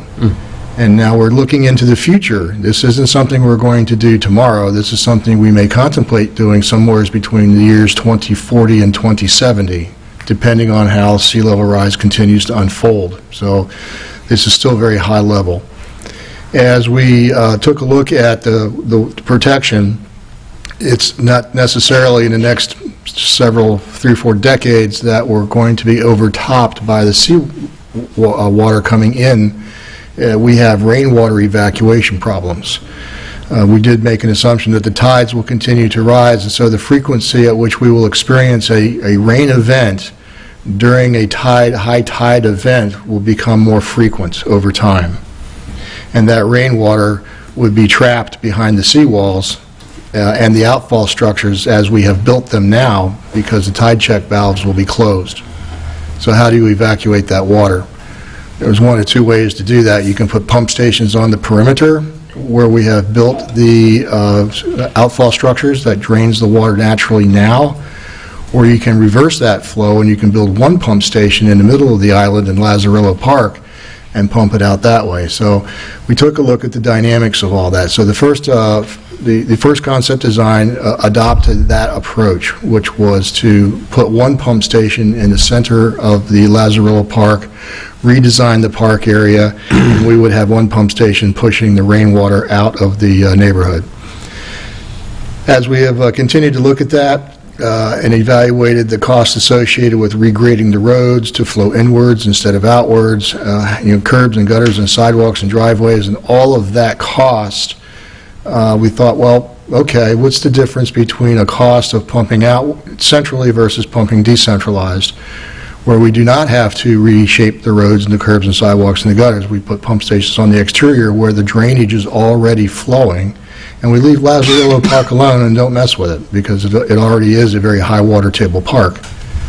And so this concept is going to approach the defense against stormatic activities in that approach. It's a perimeter defense system in place with pump stations at the locations where we already have naturally occurring drainage for rainstorms. Yesterday, you showed us a diagram with the proposed location of those pump stations. Those pump station locations will most likely go where the outfall structures have already been built. Yesterday, I just want to make sure I saw the... What you saw is correct. Okay. And was that based on a study, or the study that's going to get done? It will be incorporated into the study to make sure that those are the logical locations, but they are where the rainwater currently evacuates, and so logic tells us that we don't build more, we just use the ones we already have. Because that's the way the land naturally flows. It's the way it's the way that the first developer who came in and set the elevations and built and platted the roads, that's the way the system was installed. And I don't remember if you showed that yesterday, because that's a budgeted item versus maybe something that's going to be requested to be a budgeted item in the future after the... None of that is budgeted other than the study, okay? And this is, I believe, in the $20 million range was the first estimate that we have on the first study. That's on the low side, yes. So, yeah. So it is expensive. We're also looking at options for them on how they're going to build the seawalls, and they basically, that's what the grant for the living shorelines that we talked about yesterday is going to basically test how they can incorporate that into the protection for their seawalls.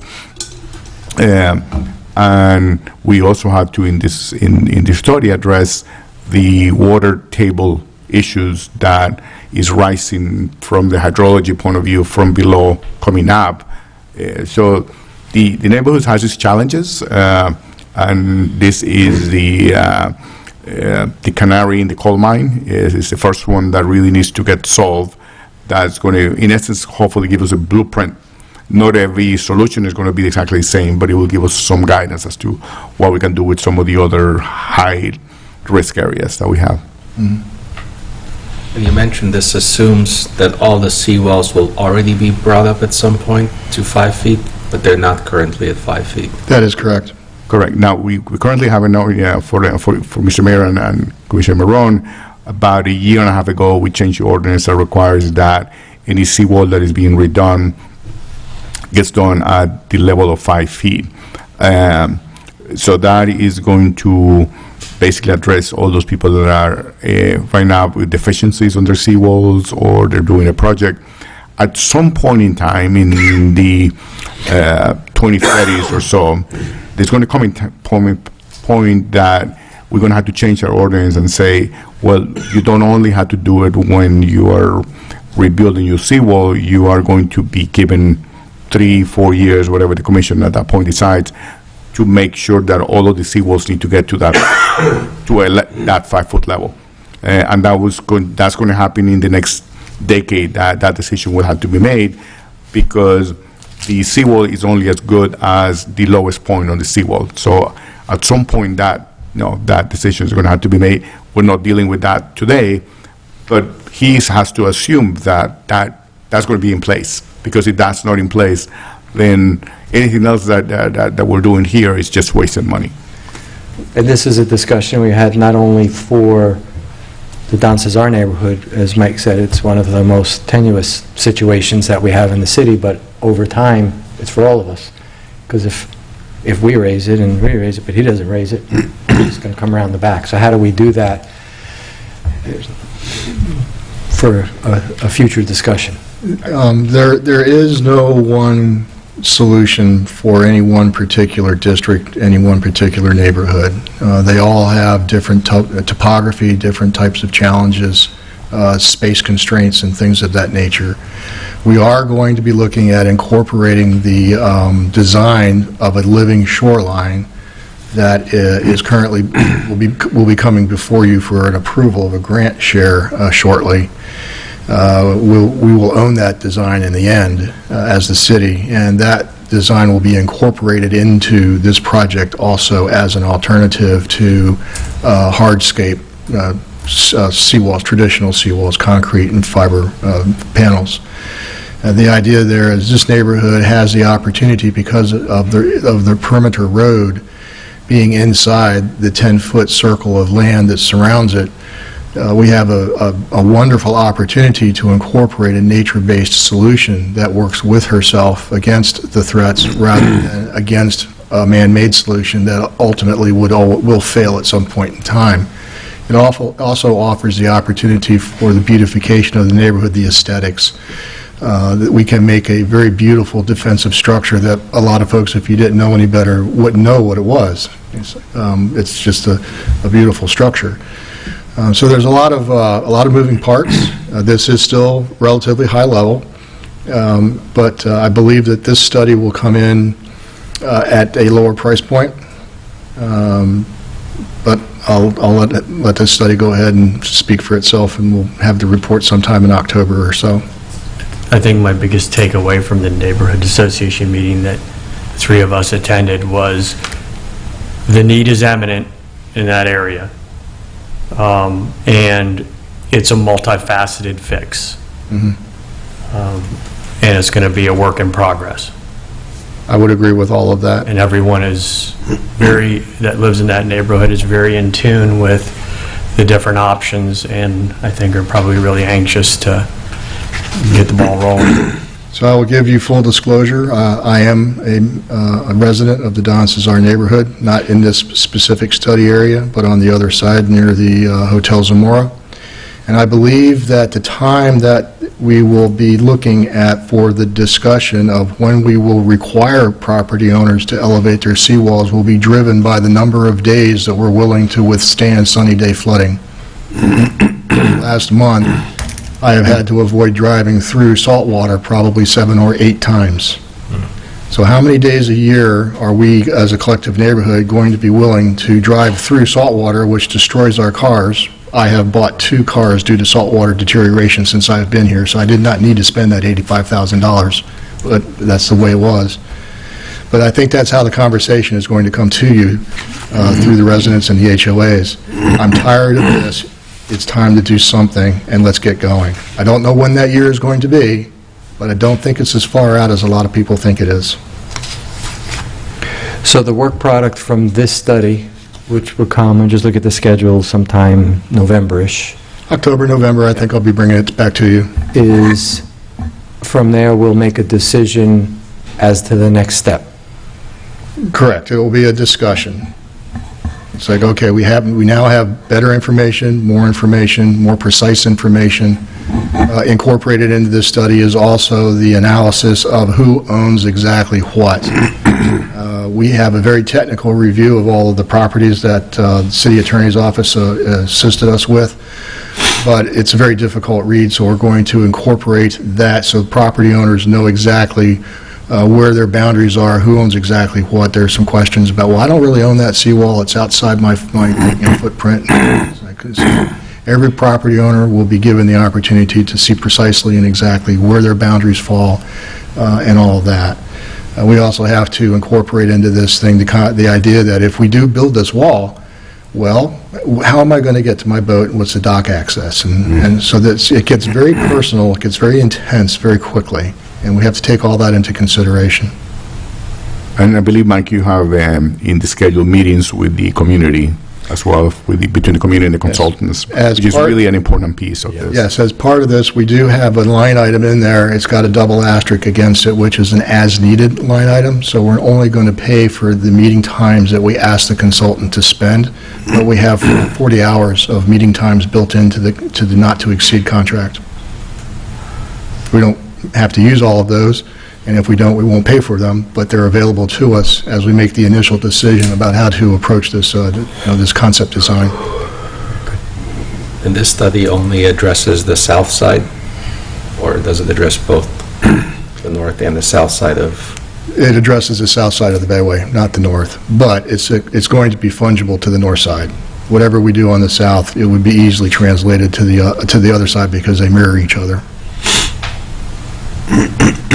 And if anybody out there wants to know what does 5 feet NABD 88 look like, well, go out there and take a look at the structures. That's what they are.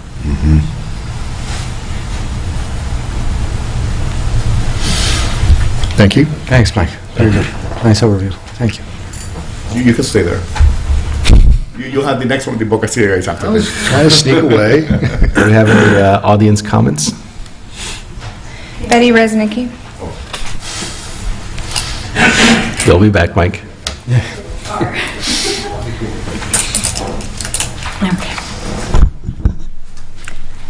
And I do come here as a resident of the neighborhood, but also as the president, and I believe there's a few residents out here too, and I didn't ask them, but I might go over a little bit. I know I got 3 minutes, but it might be 5, if possible. I hope not. I'm going to talk as fast as possible because this, to me, is deja vu, and I'll show you why. So just to clarify, you're on which board do you serve, and what is your address? Betty Resnicki, 3216 South Maritana, Don Cesar. I'm president of Don Cesar, and not coming here as committee for the beach stewardship. Thank you. All right, so, and I'll put this, I'm going to use this too, if you want to let him know. This is a letter from the Don Cesar Property Owners Corporation, January 7, 1988. I'm just going to put a little excerpt, and it says, "The city has installed an experimental valve on South Maritana to control flooding. If this is successful, it will be installed throughout the Don area." And I have numerous. I'm not going to show them all. They're all in this file. And I did this before April of 2021. July 17th, 1950, Ms. Brown, president of the DCPOC, wrote to county engineer with the Board of Commissioners of Pinellas County on severe problems concerning the community. The spillway into the bay at foot of Cordova, also known as 37th, in Don Cesar, is going to pieces. August 10, 1950, president of DCPOC asking Mr. Harris of the Don Cesar Road Corporation about concerns of seawalls and spillways and who is responsible. Engineer says, I will admit that these drainage problems are very annoying, but the total tax roll of the county would not be sufficient to take care of all these problems if they were assumed by county board. Imagine if we would have done it then. August 29, 1950, President of DCPOC receives proposal to fix drainage problems on Cordova. Back then, construction company, $420. June 17, 1952, Attorney Kuhlman to town of Don Cesar Place.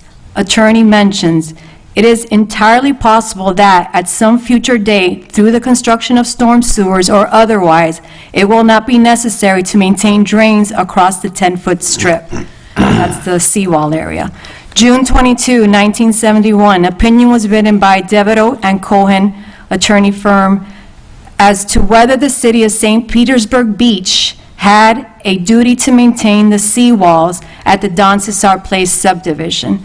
November 8, 1985, City Manager Max Royal to Happy Ames Director of Public Works, requesting research on blocking street ends, Don Cesar area to stop flooding during high tides, which maintenance was to be paid from the general fund at that time. September 24, 1987, Senior Project Engineer discussing with Mr. James, Director of Public Works, about Maritana seawall washouts and flapper valves. April 27, 2021, I, President of DCPOE, spoke right here in front of the commission on the impact of flooding because of tidal flow, stormwater, and storms, and a signed petition at that date from 153 residents of our subdivision. Thank you, Betty. Do you have any comments from the association about the study, or what your opinion is on? Well, this is my opinion, another study, right? On this study, it says 2015. I know, my point is, how many more studies do we need? When are we going to have action? Why does a neighborhood like ours take so long, when in the time that I've owned in my property since 2010, Paso Grill, Boca Ciega, all got their flooding issues addressed? No studies needed of this extent. We're talking about this since 1950. Okay, so is there frustration? Yes, and I know, and we were happy that three of you were able to come and attend our meeting, but the frustration is November 23, we're going to get a final report on this study, and then what? Budgets are happening now, so where are we going to allocate any money for, in the hopes that maybe we're going to get something out of this study so we could have action, or do we have to wait for the next budget cycle? And it's not that we're not trying. Mike kind of mentioned about the seawall living, it's not like I'm not trying. I'm looking for money, I'm trying to help, okay?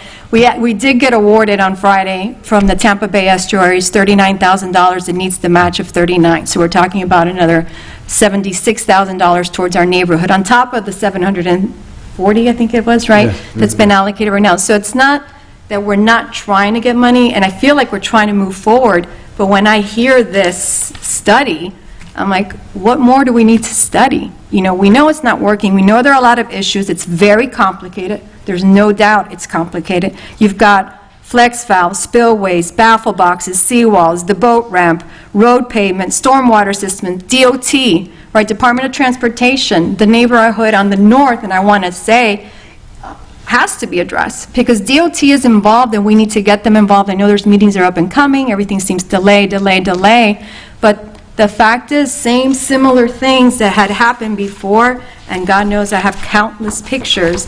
This spillway that I have on the screen here is the one closest to my home, doesn't have a new spillway, so does this particular study address the ones that weren't constructed?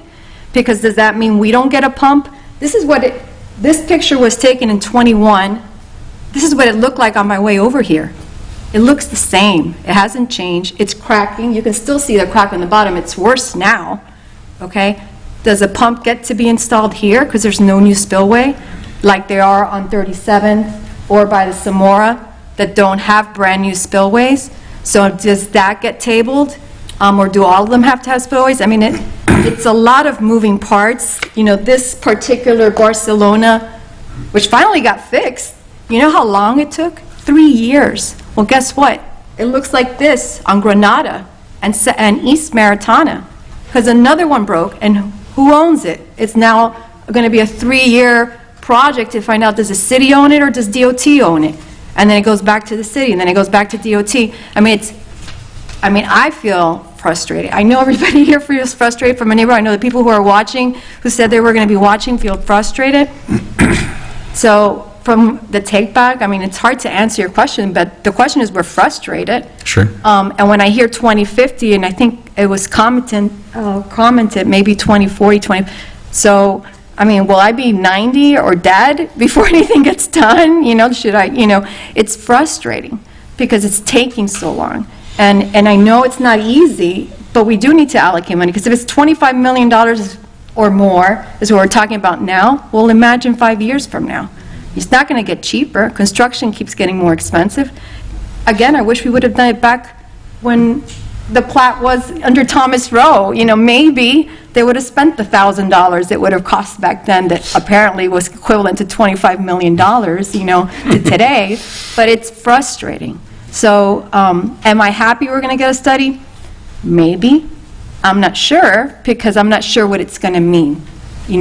Am I going to be here 2 years now from the last time I was here 2 years ago, saying the same thing, bringing up the same dates, because now we need another study, because certain people aren't pleased or the city's not pleased?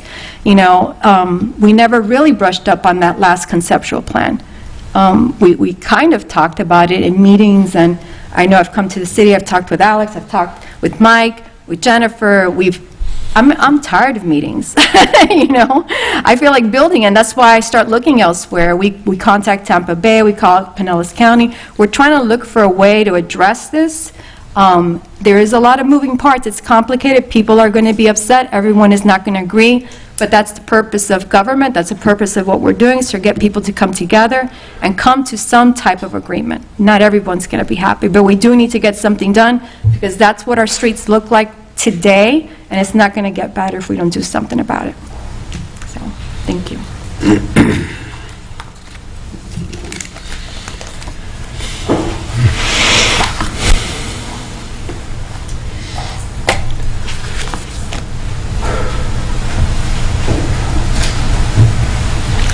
Any other comments? Deborah Schechner.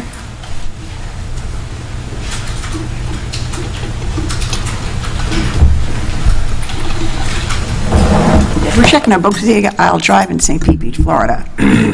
I've seen fish swimming on the streets in Don Cesar neighborhood, just so you know. That's how bad it is. I want to say thank you to all the veterans out there. Monday is Memorial Day, and we really do appreciate all you do for us. I've been researching. I know the pumps are great, and they really do a good job. The first cistern for collecting rainwater was in 7th century BC, and we still can't get it right. It's pretty scary. When you are at 46th Avenue in Gulf, and there is a storm, you cannot go down 46th Avenue, because your car will flood. Go in your muffler. Usually we have to either go somewhere else or sit around Dolphin Village. And there's other areas in the city that have those same issues. I had looked up something called a PAVE drain, or PAVE, and this might be not for them, but for the city, and you use parking lots and other areas, and what they do is they have open pavers. You can walk on them, you can drive on them, and underlying concrete, underlying material, and it slowly percolates. You have to dig 12 inches, so I think we can do 12 inches in most of the city. It keeps the flow out of the stormwater system. Many of the pollutants can also be tracked and trapped because the paving system and soil. And it also has that underlying webbed material to catch it. They last about 20 to 25 years, and we just really have to take a look at this. When she's talking about 1950, heck, that's even older than me. That's old. That's a long time ago. And I've been hearing about this forever, and like I said, they literally have had fish on the street. The little kid came by, he catching fish like easy. So maybe we can look at some of these things. They're not as expensive for the rest of the city when we start doing this, but, you know, certainly their neighborhood, I know people who call their brother, pick them up on Gulf Boulevard, and they get their boots on so they can go to work, because they can't get the car out of the driveway. It's a really serious issue. And I think we really need to take it seriously. The job of government is health and safety, really, of the residents. That's number one. So I think there are other things we can do with the rest of the city to help with that flooding, and I think this particular, it's not a rain garden. That's the difference. It's not a rain garden. It's much more, I'm going to say technical, even though it seems to be a very simple system. But thank you. Thank you. Just for identification, that's exactly what we did up here outside of City Hall. We're testing it to see how well it works. We're doing another one on Bay Street, where we had some water that was ponding in the middle of the road. So it's a very good suggestion, and we're looking into that. Rich Lorenzen. Good evening, Rich Lorenzen, 107 22nd Avenue. Apologize, I just came from the gym. I didn't plan on speaking tonight, but this subject is kind of part and parcel of the boat ramp issue. So just wanted to know, I don't know if we can ask questions and how this format works, how the study's going for the boat ramp, relocating it maybe over to Cabrillo, wherever that other street is, because this is going to be a lot of us standing by to watch what happens with the Don Cesar thing and how that's going to affect our boat ramp, hundreds of us that use it. So that was my question. How are we doing on that? Thank you. Mike can talk to you about it after after we finish these items. I think we have that scheduled to be completed, and it was on the budget meeting yesterday. Was that on October. October. So they'll be coming in about the same time. Any other comments? John Kurzman. John Kurzman, speaking just for myself, not for any board. I support whatever it will take to help people get this resolved as quickly as possible. My only question or comment is, I know from experience that there's been some concerns that when we raise our seawalls, sometimes we're not supposed to backfill behind them, and you end up just creating a bathtub. So are we dreaming of someday just creating a wall, and then we have to pump all the water out and live behind a 5-foot-high wall? Or will they be able to, backfill and try to bring the ground up when possible to bring the city up to the 5-foot level to live that way afterwards? I don't know. Yeah, we're looking into changing our ordinance that allows for fill, non-structural fill to be used next to the seawalls. For every action, there's a reaction, though. Yes. Yeah. Yes. So that's up here, down here. Yep. Well, you have up to here, down here. Got to cooperate with your neighbors, you got to not create flooding, but we just want to not so put the water in, we want the water to leave when it comes in. So we're looking into that as well. My question is, and I have never been involved in the budget before. Thank you, John. So I hear what you're saying about a study and then a budgetary item that may come subsequent to the study. I don't know the efficacy or the protocol with regards to anticipatory budgeting.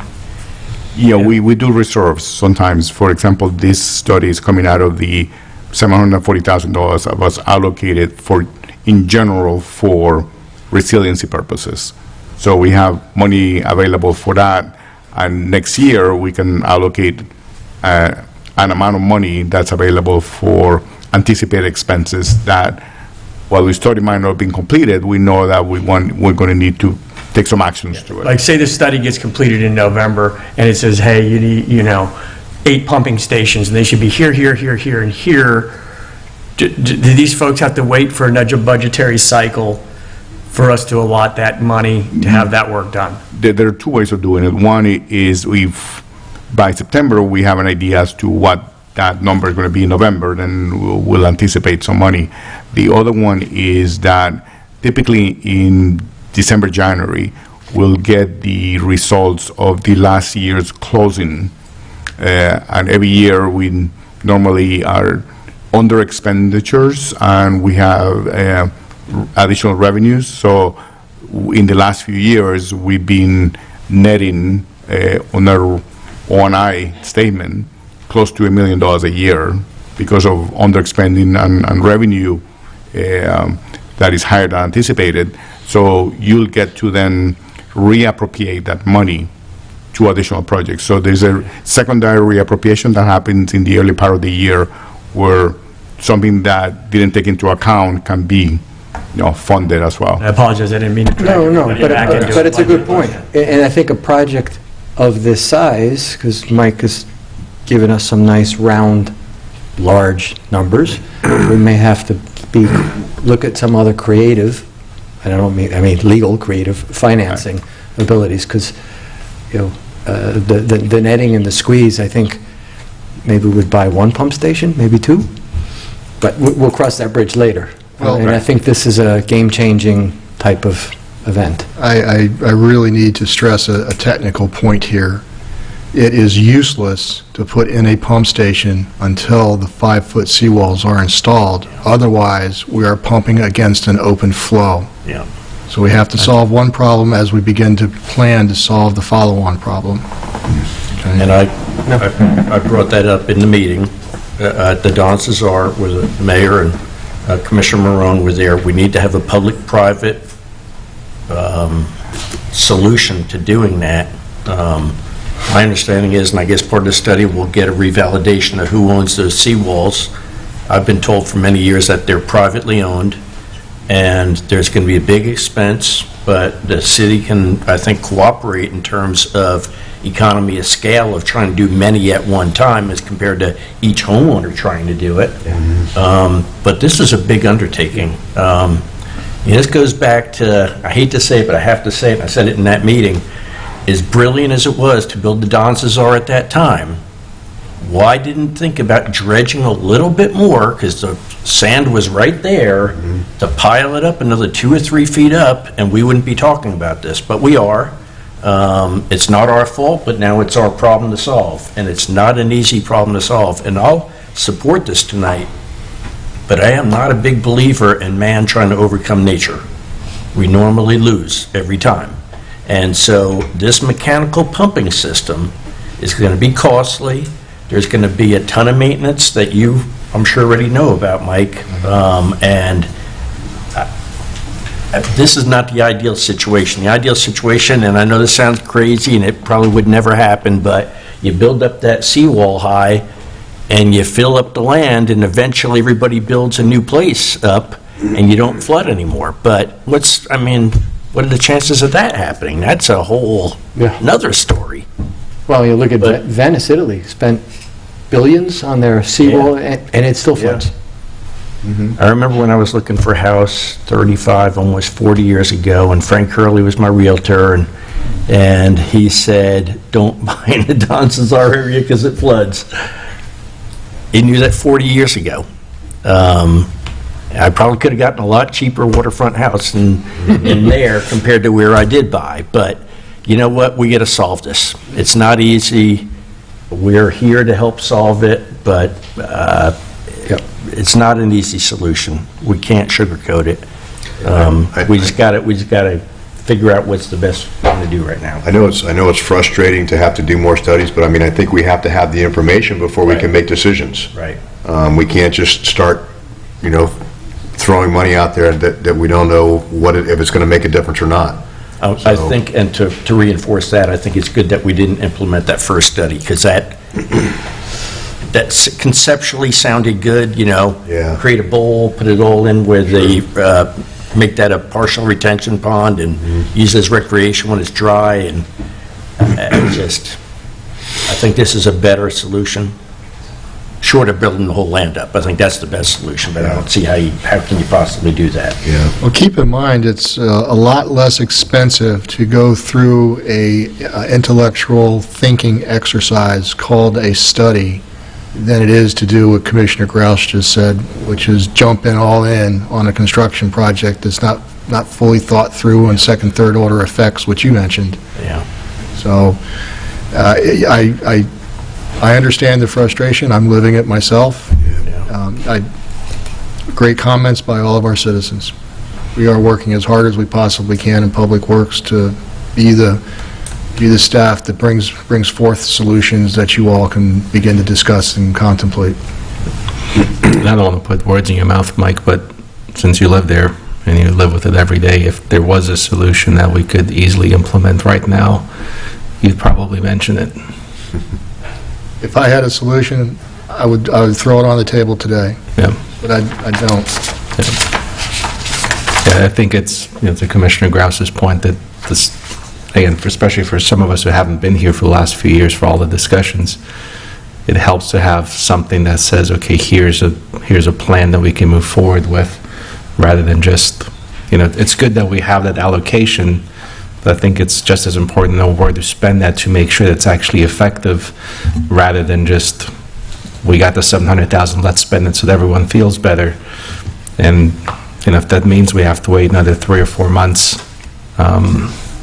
especially with the rainy season coming, So for the new members on the commission, I have reports in my office of stormwater studies dating back to 1992, and they consistently build on each other as we go through time. I think I have 12 studies, 2 of which I have personally authored, and they lead us towards these more actionable, closer-in discussions about what is the possibility, and what does that possibility look like in cost and effort and architecture and all those kinds of things. And so, and what we're talking about here in the Don Cesar neighborhood, well, I can identify similar issues in every single one of your districts that are approaching criticality. As we look at the water threats analysis, which was a pivot in our thinking about 4 years ago,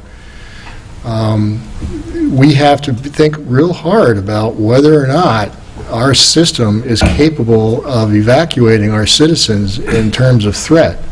Right now, there are several locations that cut neighborhoods off. Paso Grill has been lost at 32nd Avenue twice since I've been here. You're stuck. Ain't no way on, no way off until the water goes back down again. So there is a definite threat that's measurable and observable, and it's dangerous. And I believe that we're being very responsible in our approach to this as a city. I look at all the other cities in the region. That 5-foot NAVD 88, we didn't pull that out of the hat like a rabbit.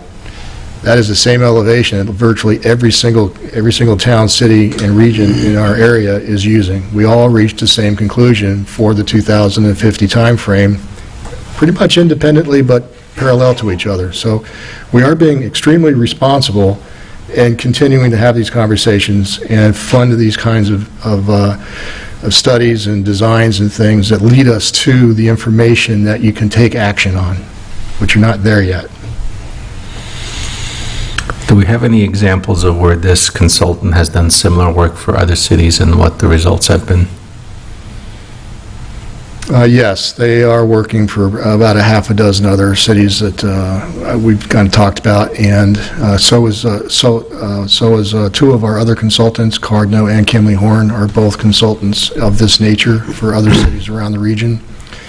And in the first water threats analysis study, if you recall, we hired 4 engineering firms, all working across the region. And I had as many as 30 engineers from 4 different firms and the county and us all on Zoom screens talking about what we were doing. We led the region at that time in our innovative thinking and collaboration. So we are definitely paying attention to all aspects of what everybody else is doing. I participate in a lot of conferences and things. The item that former Mayor Schecker brought up is permeable paving in a different form. We have built these things, as City Manager mentioned, right out front. We have advocated for that type of approach to stormwater management. It works in the right situations, but it's also about 7 times more expensive than just paving it over in asphalt. we're going to have to rethink what the future looks like in terms of what we do and taking advantage of these technologies and the cost associated with it. Thank you, Mike. Any further discussion? I'm good.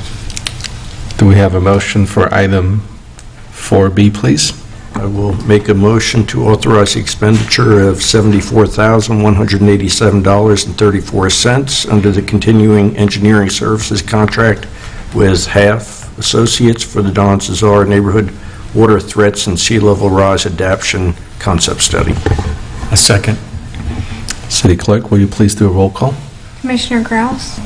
Yes. Vice Mayor Grill? Yes. Commissioner Frizowski? Yes. Commissioner Marone? Yes. Mayor Petrilla? Yes. Motion carries. Next, we have item 4C, the Boga Ciega Drive Design Amendment. Go ahead. I'd like to thank the commissioners for studying the 500-page report. Yes, thank you for that, by the way. In the agenda. But I think what I can do is I can break it down to be very easy. On page 119, you have the conclusions and recommendations of the Level 1 study. We're talking about the soil contamination at locations subject to the Boga Ciega Drive construction project. Because we are receiving state funding, we have to go through certain processes if they're suspected of soil contamination. We have known about soil contamination there since forever. And so you can see on page 119 that there were a number of locations that are potentially impacted by what we're going to do in construction, with two of them being a high risk. And so that was the result of the Level 1 study. We got two locations. One is over by the Public Works and Recreation Center as part of that old boat building company that was existing there, and the other one is the Citgo station itself. So the recommendation was, let's move to a Level 2 study. On page 418, in the conclusions and recommendations of the Level 2 study, we find that we do have the contaminants in the soils, and they can be managed and handled in construction by following the instructions that are given in paragraph 4.0 on page 418. In other words, we can excavate the soils out, handle them appropriately, put them back in if we want to, or haul them off and be treated if we feel that that's the best option. So during construction, we'll make those decisions as we excavate out. And that soil is going to be stockpiled in a special way. It has to be tested as we excavate it out in no less than 5 cubic meter sections, I believe it was, and with a 5-point composite sample from each of the piles. And so we'll go through the technicals, we'll go through the analysis of the soil and the contaminants as we excavate it out. So that's the results of the whole 500-page report. So are they brownfield sites? I don't think they're classified as brownfield sites. They're contaminated sites. I don't know the exact precise definition. I'm sure it's in here someplace. I didn't see it. No, the reason The brownfields designation is a designation that you got to go through the state law process, and it really helps you fund the and get certain percentage of the money through tax credits when you have declared an item a brownfield. I think what this study is saying is that it gives us a path to how to handle the excavation once we get to those areas. So they're not officially classified as brownfields, they just have contamination in them. So as a municipality, then we wouldn't benefit from a brownfields designation? Because it's leading to the next question, which is, some of these sites in the report were ours, police station, et cetera, but some of the properties are private properties, like, for example, the Citgo gas station. Do we have any ability to recover from them or charge them for the cost that will incur? I mean, we need to do this, I mean, flat out. I'm not saying don't do it.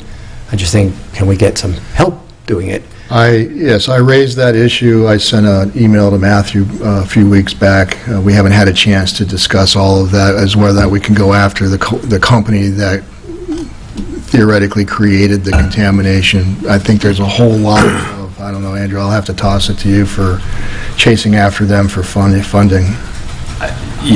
These types of cleanup situations are complicated. Alex did a good job of just summarizing the concept of the Brownfields program in general. I guess they're allowing you to drill on private property? No, we're not on private property. The plume from the contaminants have migrated through the water table.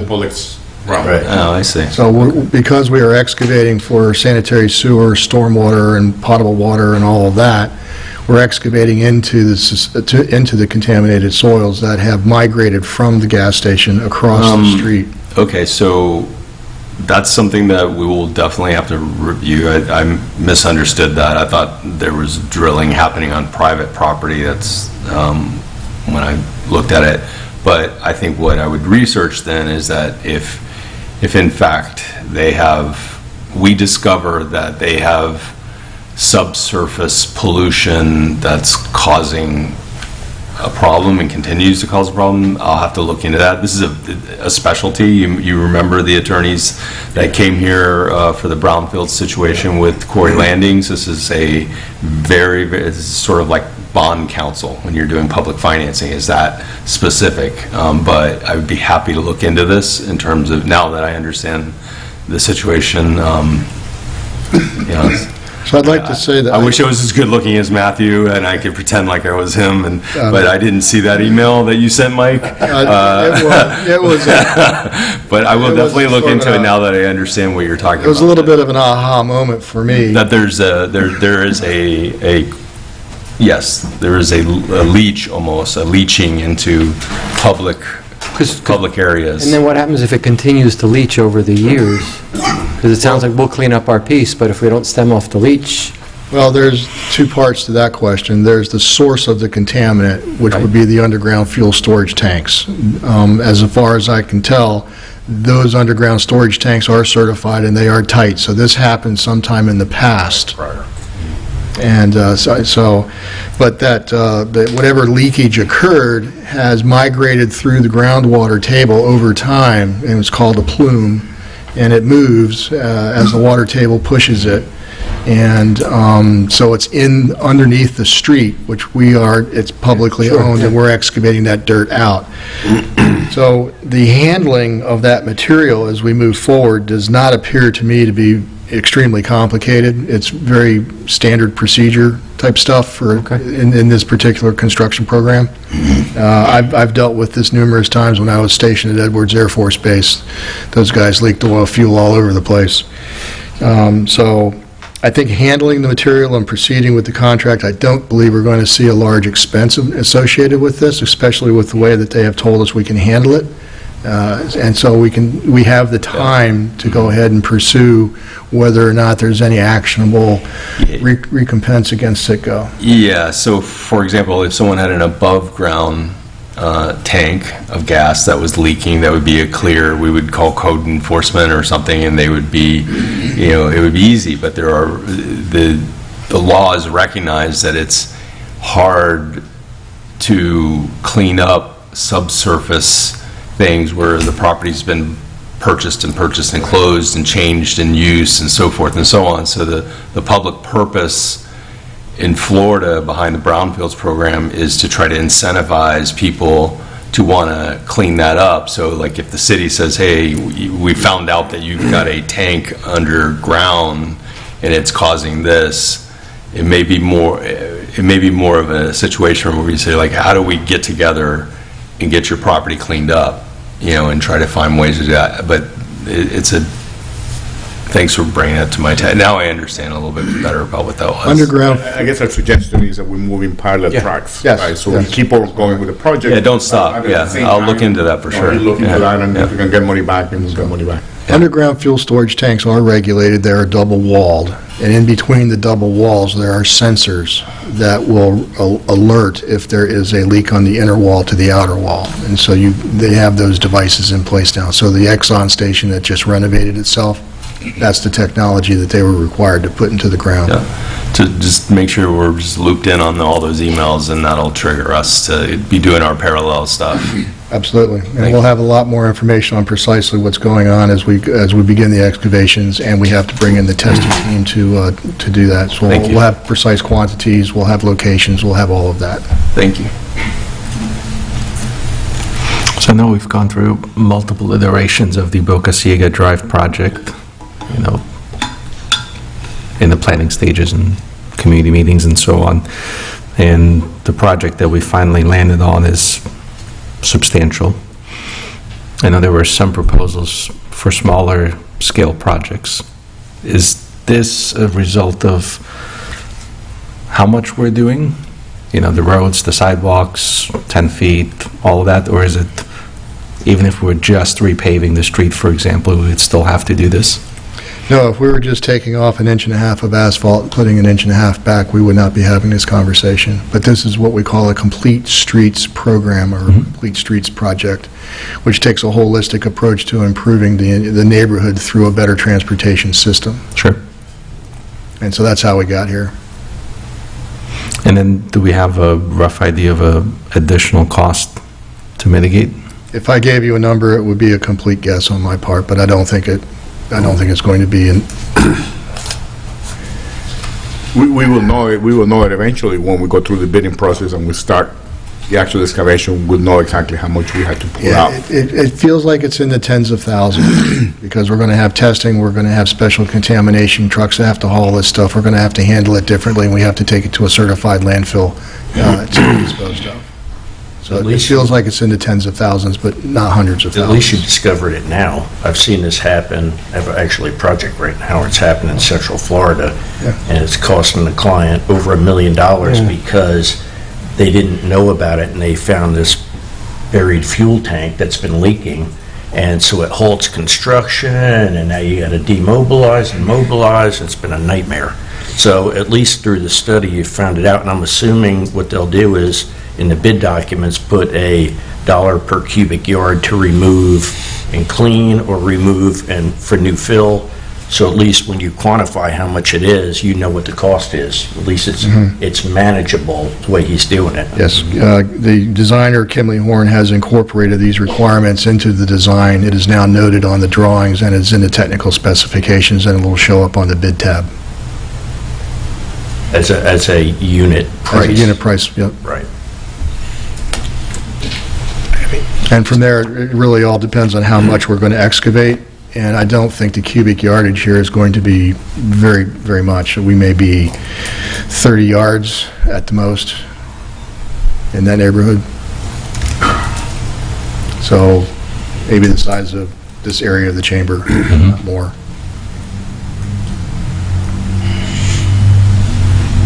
Any audience comments? Any other comments? No, sir. Do we have a motion for item 4C?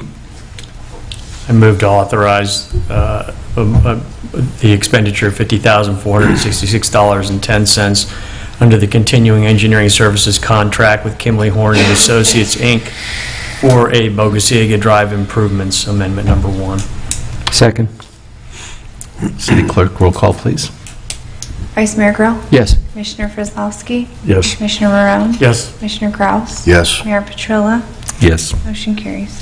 Mayor, if I could take just a second on a tangential item which is related to this. Certainly. So on page 96 of your agenda packet, there's an Exhibit B, which is a standard form that the city uses for task order forms. And this came up as really an issue. There was a question about continuing services agreements, and you know, in Kimley Horn, and it became apparent that Kimley Horn was part of a team that's also doing a private, with private development that's ultimately going to come forward to you as a quasi-judicial item. And then there was a request by the mayor for a tabulation of how much does this particular vendor have in terms of, it's substantial, it's substantial. So one of the solutions, as Alex and I kind of thought about this, because the contract does address conflicts of interest, and the burden is on the vendor to say, hey, city, I'm going to pick up this private work. Do you think that this is a problem or not? That's really the point of that provision in the contract. So the two solutions that Alex and I talked about is when we go back out to bid these continuing services agreements, I'm going to strengthen that language because it's not only for actual conflicts, but it's apparent, which is the same thing as the appearance of a conflict. Right. And, it's not for Alex to have to go and say, chase them down and put the city at risk of like interfering with, he shouldn't have to do that. So the other thing that we decided to do was that in all of these vendor task order forms that are associated with continuous service. Yeah, the one-pager. So we've added the following language, and they signed them already. It says, pursuant to section 13.4 of your contract with the city, your signature below shall attest to that no conflict exists between the tasks described herein in any work, name of the vendor, is performing for any private client. So it's another way of just making them be, think about like, hey, is this going to be a conflict or not? So I think those are two things that are good enough for now. The only other thing I would say, I totally disagree with the conclusion that Mr. Gilner came up with from Kimley Horn, where he declared that there isn't a conflict and there's not even an appearance of a conflict. I disagree with him, but I don't think that we need to kick that can around it right now because we have them under contract. But I would suggest that if their logo and their people are going to be part of a package that's going to come forward and they're part of a team that's going to come forward to you all, they may want to look at the lobbyist registration ordinance. So I'll just leave it with that because I think... Are you comfortable, because I always look at when we're adding provisions to a contract that they're enforceable, are you comfortable that the city, if they found there to be a conflict, could void that contract or determine that it's unenforceable by at least the vendor because of their breach? By that we could, yes. Yeah, we could say you breached the contract. Yeah, attestation clause. I think because I think that for sure this. I've looked it up because I was really curious about because I know what lawyers do when there's conflicts and I know what the rules of conduct are, but it seems as though it's like the reasonable person standard when it comes to an apparent conflict. And would the reasonable person see this as some possible conflict? Now, this particular vendor broke it down to two issues that I guess he went back and listened to the conversation and said, well, it's the comprehensive plan stuff that we're doing, and it's this other work on Gulf Boiler, which is really with forward, really kind of parsed it out a little bit, segmented it a lot. So I would like to beef up that provision of the contract right now. I wouldn't do it. I wouldn't say, okay, vendor, you breached the contract because there's an apparent conflict. Yeah. If there was an actual real conflict, like working on both sides, I think I would say, wait a minute, you can't be serious here. Well, I'm just thinking about it from an enforcement standpoint. Maybe down the road you add language, work for a private client, which work includes but is not limited to work that on whatever project that may involve either permit applications for our city or whatever. I think it has to be, if they're working on something that is going to come to a public hearing, the way I look at it, if it's coming in front of this body or some other body like the Board of Adjustments or something like that, where there has to be a vote and someone says, hey, wait a minute, why is our contractor here working for them? I think that would be kind of the area where I would further define it, that, a conflict in this conflict means, that's what I would add in, like definition. Under this paragraph, a conflict or apparent conflict means this.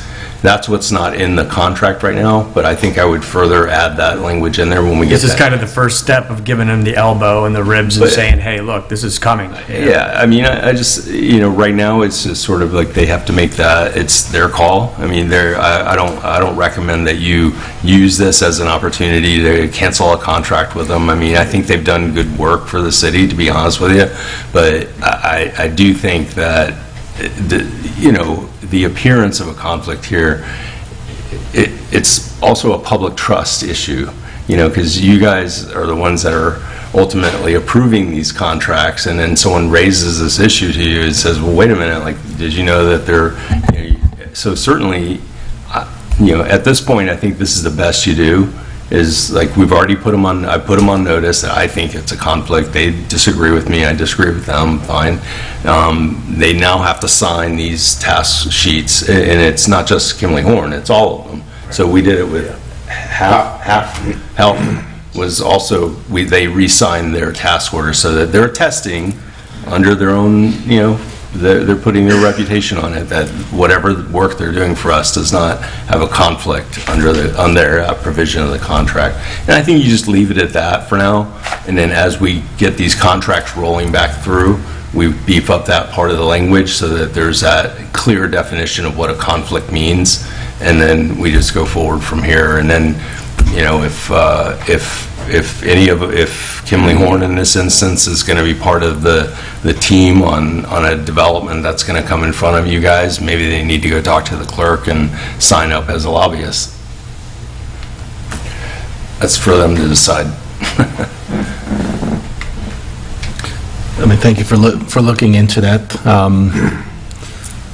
And just to make sure that we're clear on what the number is, it's 2.75 million, 2.85 million in the 2.785 million since January of 21, so in the last 2.5 years.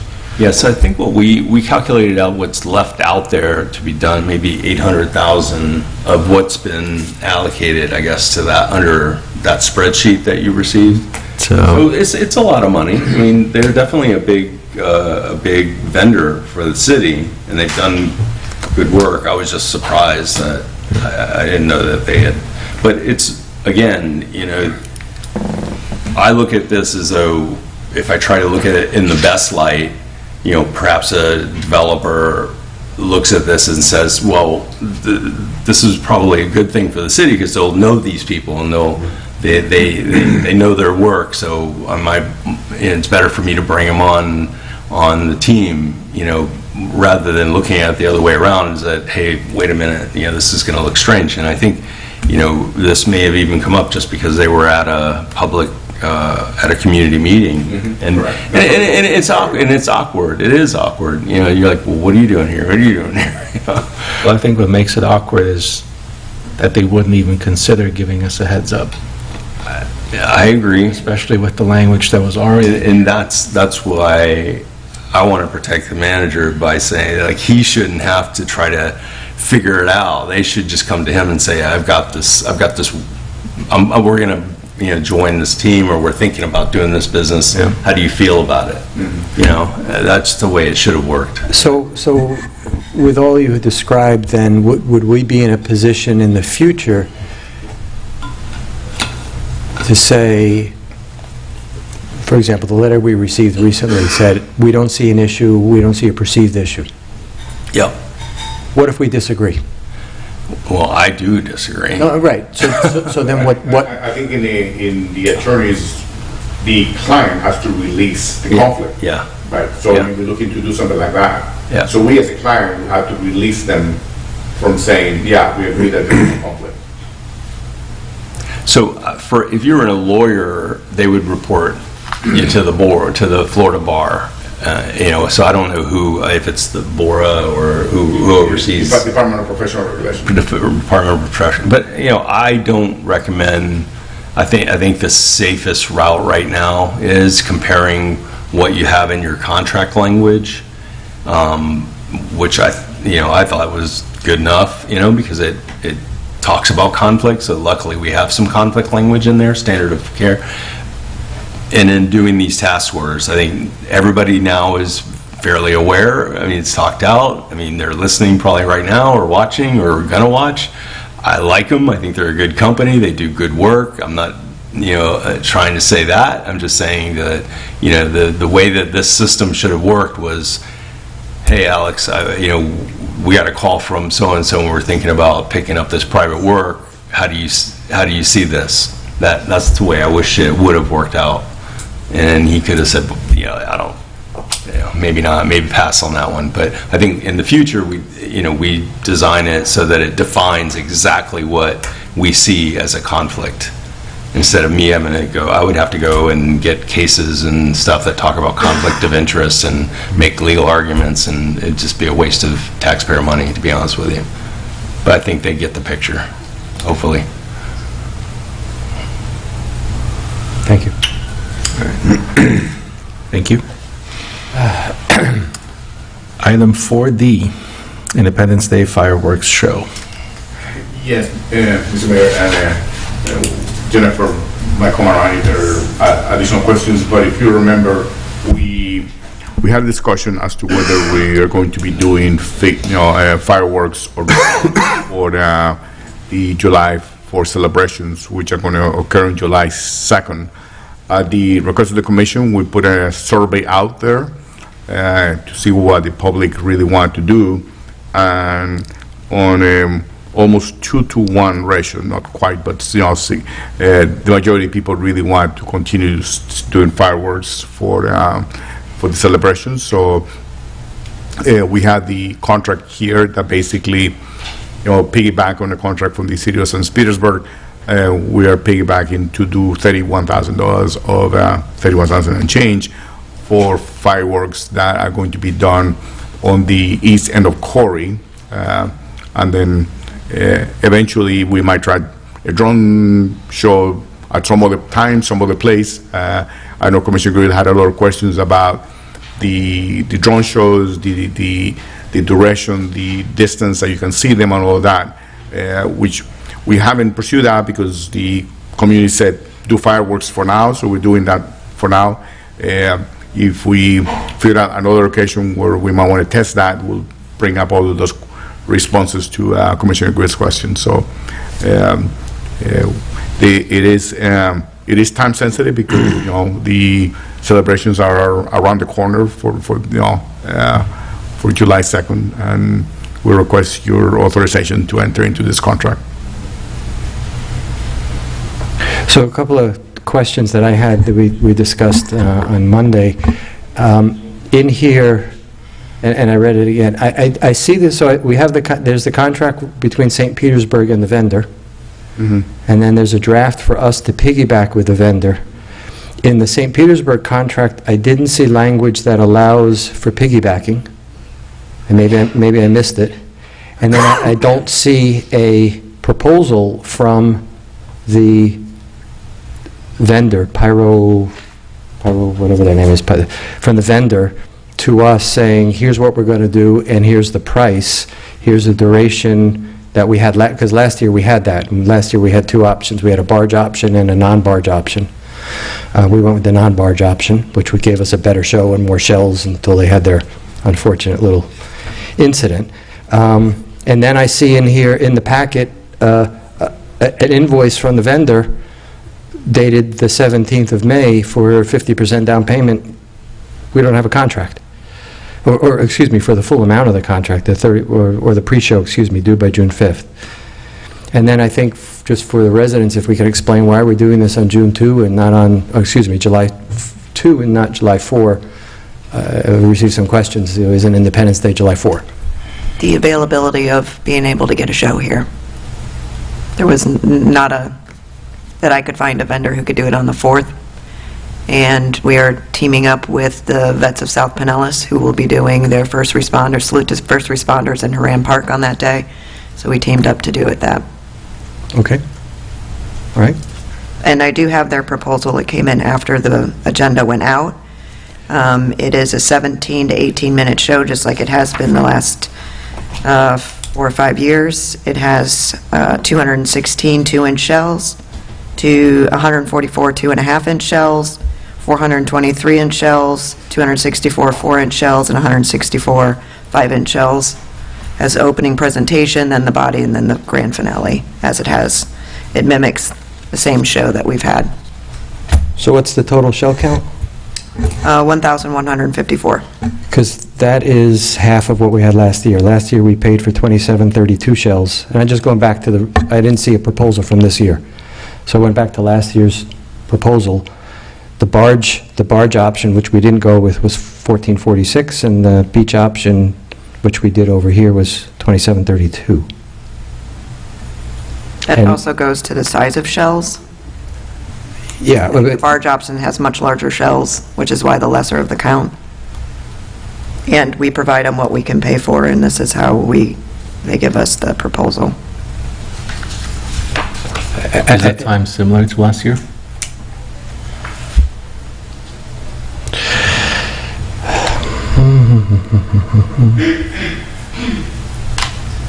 I didn't read all last year's. It was $30,000. We went with option 2, which was 17 to 18-minute show.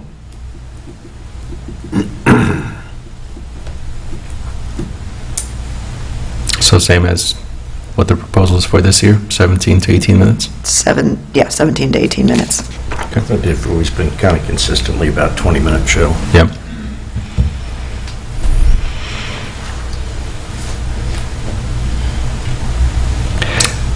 Can we display the proposal that they sent? I mean, we really need to get these You want to proposals. put it up on the... Sure. We ought to get these proposals in the packet so we can read it ahead of time. What page do you want to see? I guess, the section that has the count of the shows that they're having. Oh, this is only the invoice in the packet? Can you do the other way around? Yeah, thank you. I'll get there. Late.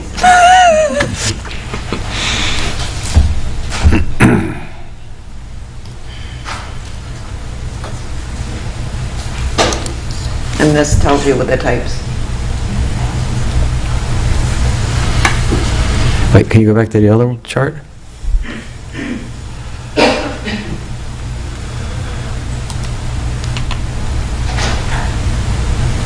It's a much short, I mean, I don't know. I mean, trying to do this on the fly here, it's difficult, but this seems to be a much smaller show compared to last year. And I know it depends on shell size and whatnot. I mean, we are where we are. It sounds like we have to approve this so we don't have a show. And these prices are based on the contract that we're piggybacking on, so... Yeah, but so... Yeah. But I don't see in the contract that it allows piggybacking. Yeah, I was just wondering about that. They emailed it over to me. The piggyback St. language? Pete, yes. Is it the one that's in the agenda? Yes, that came from them. Do you know what paragraph it's on? Like, 'cause I didn't... No, they emailed me the actual agreement. I emailed them to see if we could piggyback on theirs. So Matthew asked if it was okay, if they okayed it via email by sending it. Via email, they By sending it, they confirm that. they were okay with us piggybacking onto their agreement. Okay. Doesn't state law allow that anyway? I mean, typically you see it when they bid it on it, but I think that's what you have to do. I mean, CCNA was this... Yeah, this is different than CCNA, but because CCNA you cannot piggyback, right? This is an exception to that. Yeah, this is basically a purchase agreement that if the vendor and the provider and the city both agree that you can piggyback on, then typically gets approved.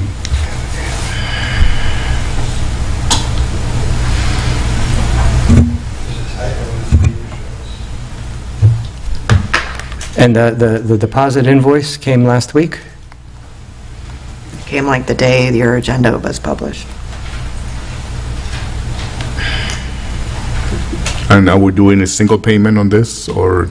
I think it's 50% before and then 50% June 15th. Is that consistent with the contract? Well, it's consistent with St. Petersburg, but it's different dollar amount. St. Petersburg, we're paying less than St. Petersburg. Well, I'm sure they have a much bigger show. Yeah.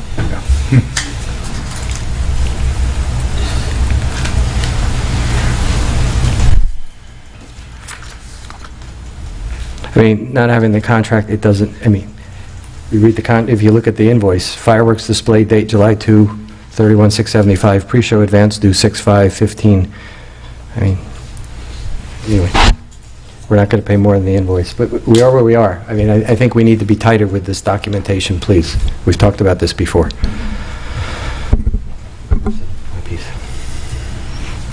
Any audience comments? We got John? Just a small one. For the 3-inch shells, if you look down from the top to the bottom, it's got opening finale 60, main display 60, grand finale 240. Doesn't add up to 420, it adds up to 360. So this isn't even a spreadsheet, they made a math error in there. Sorry, we don't have those charts, so I'll show you. I guess you took a picture. I took a picture. No, the 3-inch column is wrong. So the It's not 420, 240, 60, and 60. Yeah. Adds up to 360. I mean, it's only 60 shells, but, so I'm just saying, this isn't a spreadsheet. The math is wrong.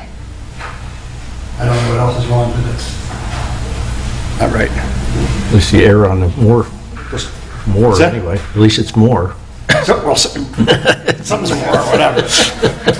Let's hope they don't correct it. Let's hope they don't find out. Got us closer to 9 o'clock, so. Yeah, they got a corner on the market.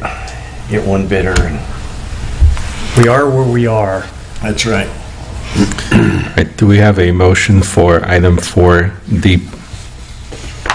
I'm moving to authorize to approve the fireworks proposal and enter into an agreement with Pyrotechnico for the 4th of July fireworks, which will be held on the 2nd, in the amount of $31,675.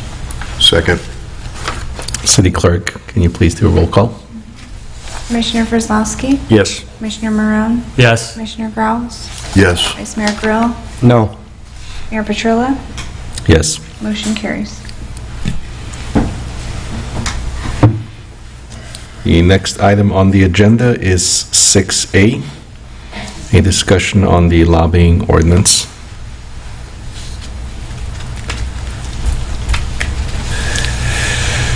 I think that's you. Oh, is it?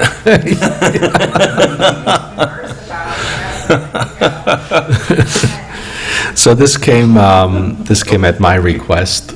Yeah. You know, as, you know, this ordinance took effect last year. We have some, so I thought it'd be helpful for us, for the commission and for the staff to understand what the requirements are, especially as we're now getting to the point where some lobbyists are actually registering.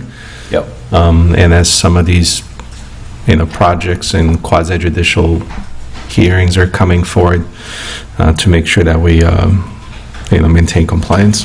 Sure. So I'll tag team with the clerk because she's also involved in this heavily. There's two parts to this. Obviously, if you're a lobbyist, it describes what a lobbyist is, what lobbying activities are, and you register. It's a very nominal fee with the clerk, and it's a way of basically giving notice to basically about, like, you know, what you know, if you're going to be trying to meet with someone, you know, regarding something that is going to come to a decision, they are required to do that. Now, on the other side of it, there are logs that are supposed to be submitted. I don't know the internal technique of the way that the clerk has set it up, but I'm sure it's very efficient. You know, people who are being lobbied are supposed to fill out the logs and submit them to the clerk. I think this is a good way for the public to know who's talking to whom, who's representing whom, you know, things of that nature. I think it just brings more clarity to the process if it works. Now, I think that I don't know internally how that's been deployed in the administration. Maybe the clerk can describe that a little bit more, but as far as like, I think penalties, there are penalties for lobbyists who come and do lobbying activity and they don't go talk to the clerk, and, where they can be basically banned from lobbying from the city for a year, 2 years, something like that.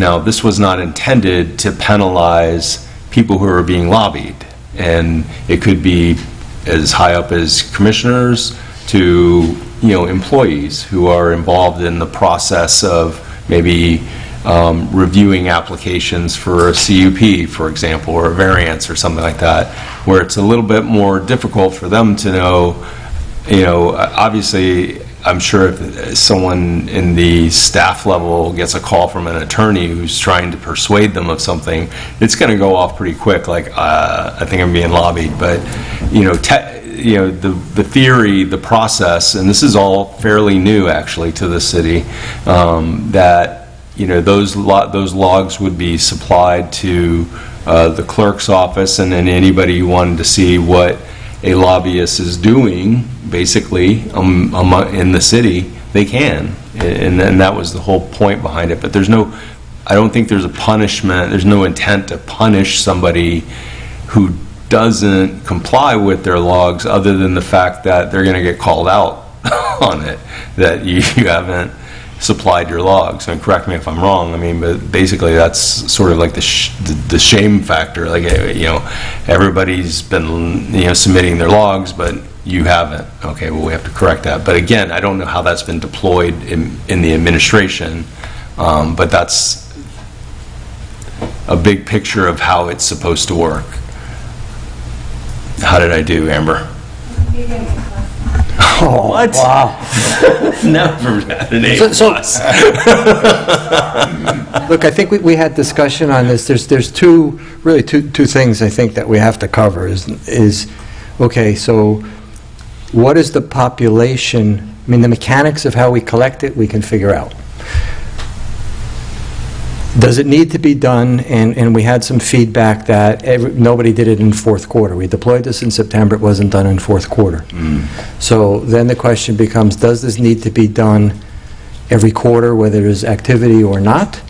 Yes. Okay, and then we clarify that. And then the second thing is maybe there's three, the population that needs to do. We have 120 employees, roughly? 125 employees. 125 employees in the city. I wouldn't expect, everybody down of 125 to have to fill the form out.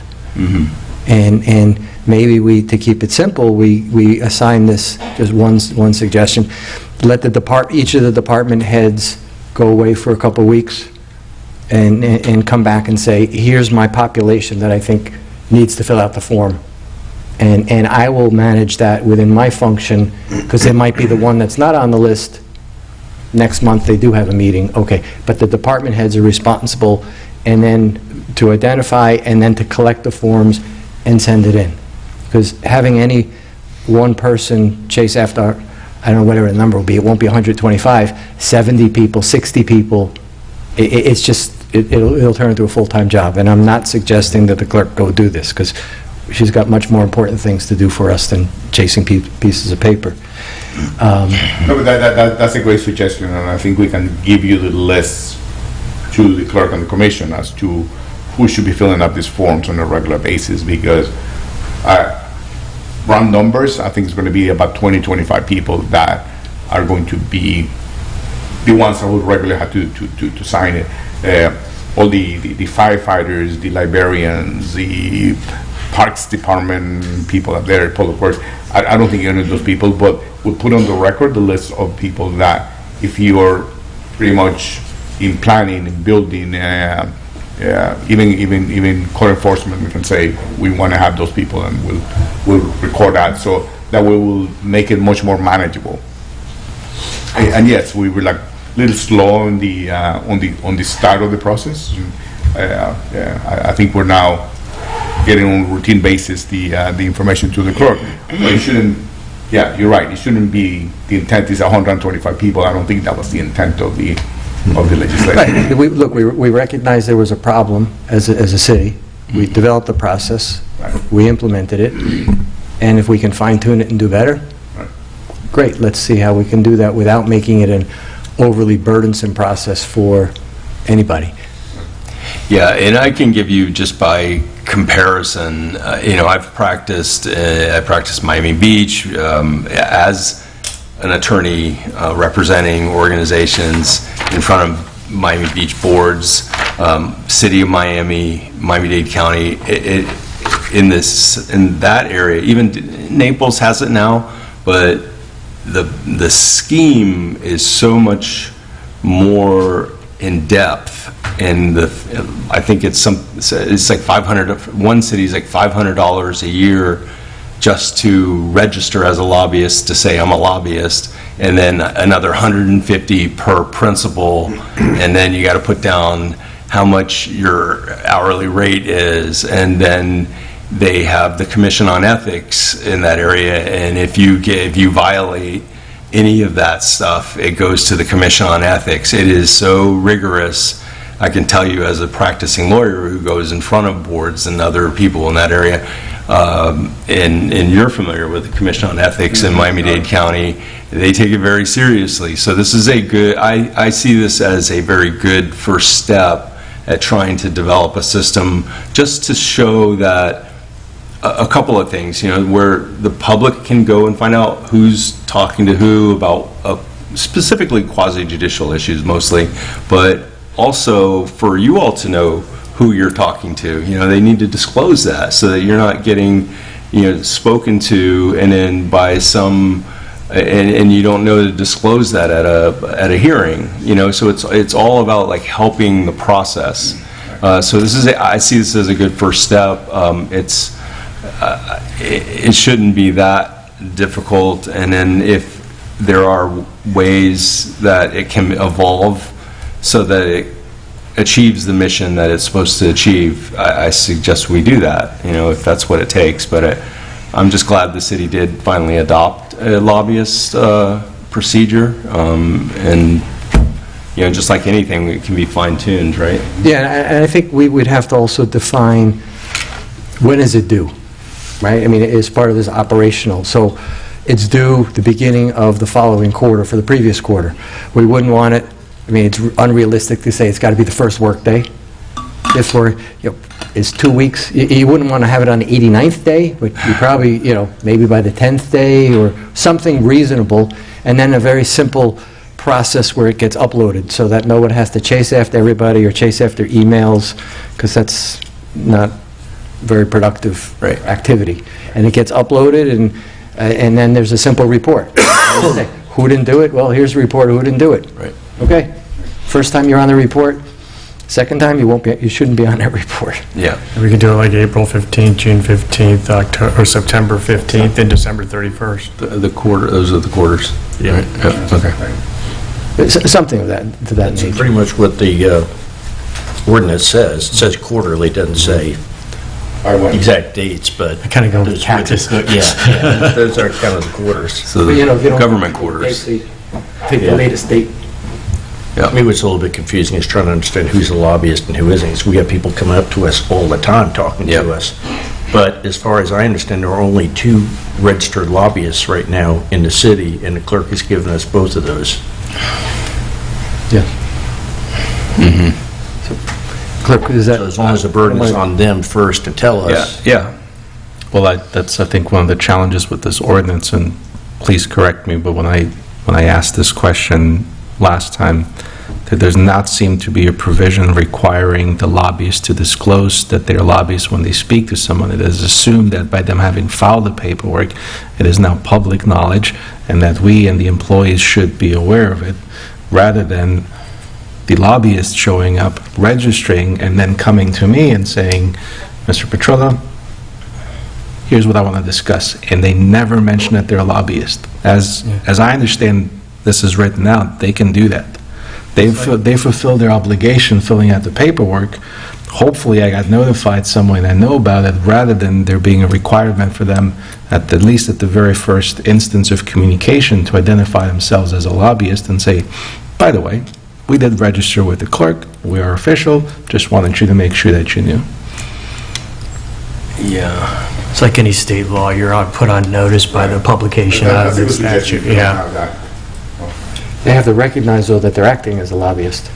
Well, that as well. But again, you can't expect 125 people to know that, what, are they going to check, the roster every day and assume that everybody they're talking, I mean, that's I think that's a significant shortcoming. Yeah. The second shortcoming that seems to be evident is the fact that there are no consequences for violating this.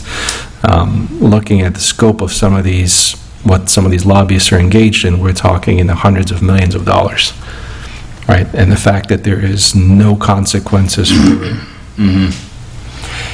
So two things. One, I'll look at the code. For some reason, I thought I saw something where they have to disclose, but I'll revisit that. I know that we've also coordinated with Michelle's office or planning or somebody that, like, whenever someone picks up an application, that there's also some kind of notice in there that reminds them, like, you got to go if you're being paid. That's what a lobbyist is, someone that's being paid to get a favorable outcome, essentially.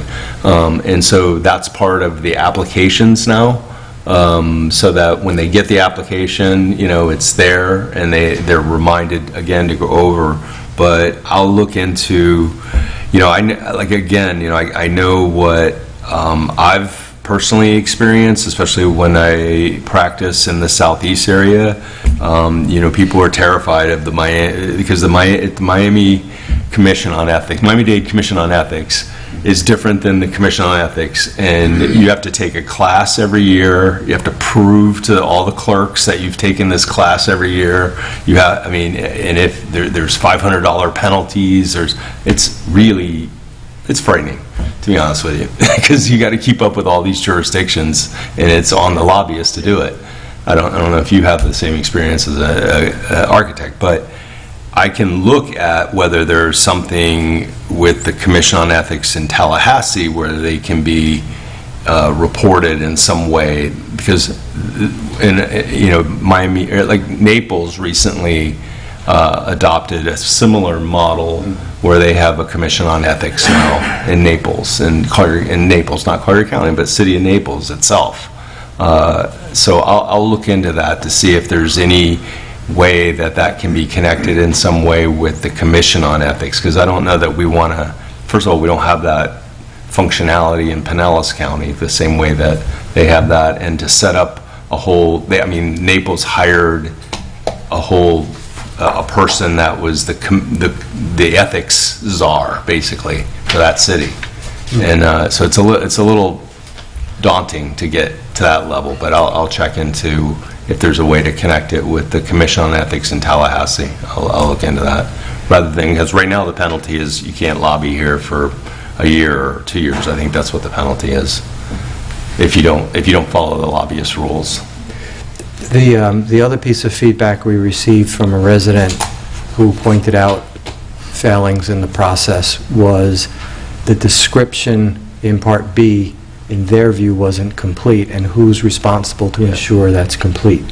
That becomes a bit, I know, subjective. I just want to put it on a table. How do you, that becomes a bit subjective on how to complete the form. Yeah. And how much is enough? Yeah. So I think that's going to have to, I think we need to emphasize that they need to be as detailed as possible. Like, what boards do they expect to, is it City Commission, is it Board of Adjustments, is it Planning Board, who else do you expect to be meeting with? Is it the planners at the city? Are you going to be meeting with the city attorney, city manager? We can look at the form and see if maybe it forces them to be more explicit. Who knows? It can't just be, naming your principal.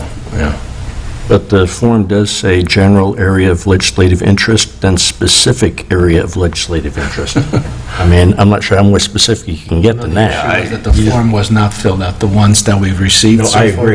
agree, but the problem, I don't think, is the form. No, it isn't. It's the person filling out the form. Exactly. Or we need an instruction sheet or a cover page or something, because I think it's pretty clear. Most of the lobbyists are attorneys. Yeah, I know, but we're 0 for 2. No, I'm not kidding you. This is going to take time because most attorneys, I mean, and the attorneys that do this, like that's the first thing I do when I go into a city now, because it's old hat. It's like, okay, I go to the clerk and I say, do I need to register as a lobbyist here? Yeah. I do it just because I've had to do it so often, and the penalties are so scary and everything. So there's been attorneys that have done work here at the city for a while, and they've never, so they didn't know that we picked up this ordinance. And so that's partially why we've slipped it into the applications now. So if they're going to get an application, they're also going to get like hey, you need to go talk to. So it's, I don't think attorneys are the ones that are going to be fighting this so much, because they know that it's pretty common at municipalities and counties now to have some type of lobbyist registration. And this is not a very onerous one. It's fairly easy. I don't know. Have you had anybody just fight you on it? Like they don't want to do it? I didn't think so. Okay. So, City Clerk, everything we've talked about, you're okay with? I don't want to. Yeah, I didn't mean to. I will do whatever you want me to do. I'm not well educated in this. I'm part of this because I was asked to work on it. And okay. I came from an environment, that's not what I've ever been exposed to. So to ask me to analyze a lobbyist registration, I really have no idea how to do that, right? I will take them and I will make sure that things are filled out as they're required to be, but I cannot argue with the person, well, you do have a specific area of legislative interest. Like, I can't argue that, right? And I don't think it's fair to assume that I can do that. As far as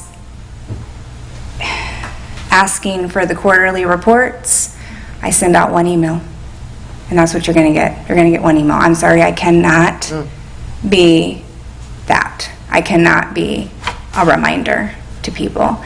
And I have tried to identify to the best of my intelligence who should be reporting as far as the employee base, and I've done that accordingly, as well as members who sit on advisory boards. I don't send it to the library board. I don't send it to the Parks and Rec board. If I'm incorrect in that assumption, I need direction in that as well. So. No, I wouldn't say incorrect. We just. Why don't you give me a chance to work with Amber?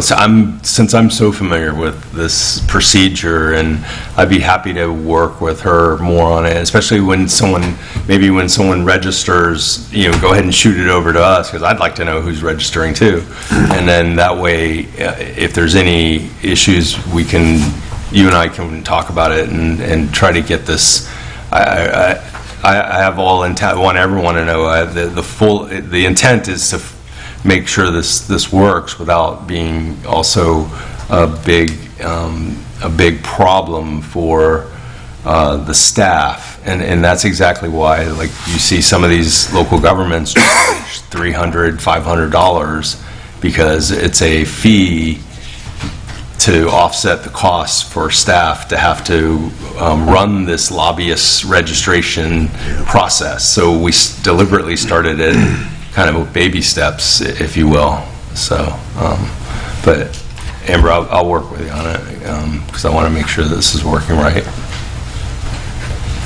Be patient is all I can say, please. The audience comments? Any further discussion? Don't we have one more? No, just on this item. Oh.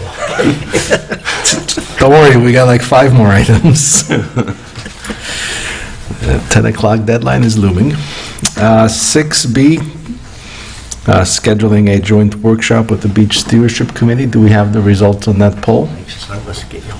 Do we have a recommended date? I need dates to do the poll, unless you want me to just arbitrarily. I'll be happy to do that, but it might not make people happy.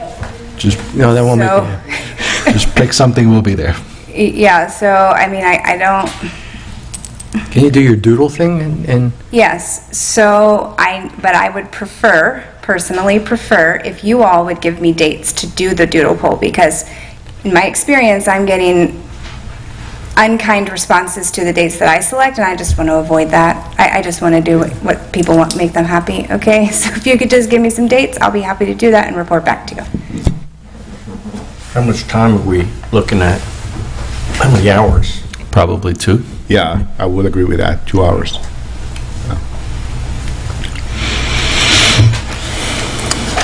By the way, just so you know, the Beach Stewardship Committee reviewed the ordinance. They spend 4.5 hours, Jennifer? Yes, but they're done their work now, so they should have a list of issues to, reconcile with the commission. So 2 hours should be enough. So our next commission meeting is June 13th and then June 27th. Going back to your comment from yesterday, Commissioner Grohl, about looking at bunching things together around the same week. Could we look at June 12th, June 14th, June 26th, and June 28th? Or if Commissioner Marone is available, we could also look at the 13th and the 27th from 4 o'clock or so. So we have no meeting June 6th? Correct.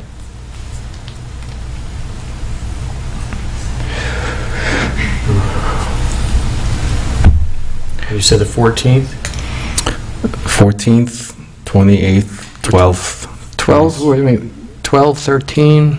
I would almost rather do it 2 hours before a commission meeting, and have it all done in one day, rather than, Yeah, I mean, I can, if that I works. can do the 13th at I guess 4:30. Is that, we need an hour and a half or 2, we need 2 full hours, 4 o'clock. 3. Yeah, 4 o'clock is cutting it close. In case we run over and Yeah, I got a mediation, starts at we can 1:30. eat a candy bar. 27th? I will be gone. Sooner better. Sooner, yeah. Let's say we do the 13th at 4 o'clock then. Okay. I mean, that seems to work for everybody. Yeah, it I does just work say for we me. pick what we can. Yeah, that's good. And just incentivize us to. Get done. Yeah, that needs to. Okay, so June 13th, 4 o'clock. That was easy. All right.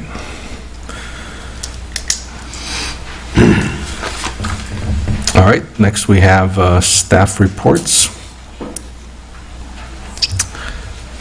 City Clerk. So I sent out an email after our last meeting in regard to the sunshine training and the advisory board members that had not enrolled. I have had a few, but I still have some outstanding, so I'm going to implore you to continue speaking to your members, and I will send you an updated email if that's your desire. Other than that, nothing else. Thank you. City Manager, I think you're Yes, the one they're all waiting on. You only have one report today, Mr. Mayor. And you heard, earlier tonight from the attorney from CAVA, the recollection of the events and to what has transpired. And I will say that I would agree with her on 90% of the, events as she described them. The last discussion that we had with the City Commission was that we got unanimous consensus that the market was a valuable asset to the city, and that they wanted to see the market continue as it had been over the last few years. It was a very successful event, and it should continue. There was clearly an impasse in the relationship between the Tampa Bay market and and CAVA. So in order to try to get the market to continue, I called for a meeting with CAVA and trying to have a win-win solution between having the Tampa Bay market, instead of having a relationship with CAVA, have a relationship with the city.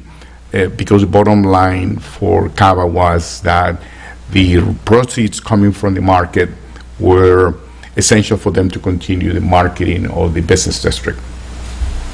So in those discussions, I said, well, we had to sit down and negotiate with Tampa Bay Markets in terms of how much they are going to be paying the city, and those negotiations are still ongoing. But I said, I'm willing to recommend to the commission that whatever profit the city makes from that can be given to CAVA as a grant for continuing to market the street. The way that is going to work is that if we make $25,000 a year from Tampa Bay Markets, then we'll have then a separate agreement that it'll be subject to budget appropriations by the city on an annual basis that closely resembles that number in terms of how much money we're making. It will have conditions in terms of how CAVA can spend the money. Is going to be done for this, buying advertising, buying this, buying that.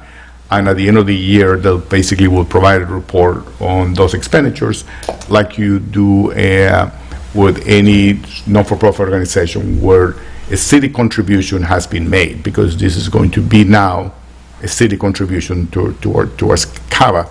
It has been, in my mind, a city contribution that has happened directly between Tampa Bay Markets and CAVA, because by us letting them keep the profits from using the street into CAVA is paramount to saying, well, we're supporting CAVA by letting you keep this money. But the way that we had discussed with the city attorney is that we will use Tampa Bay Markets probably for about a year, no longer than that, because once we are really dealing with the market, we need to put an RFP out to see who the proper vendor is, and it might be Tampa Bay Markets, but it might not be, because now it falls into the city's purchasing process, and we need to determine who offers the best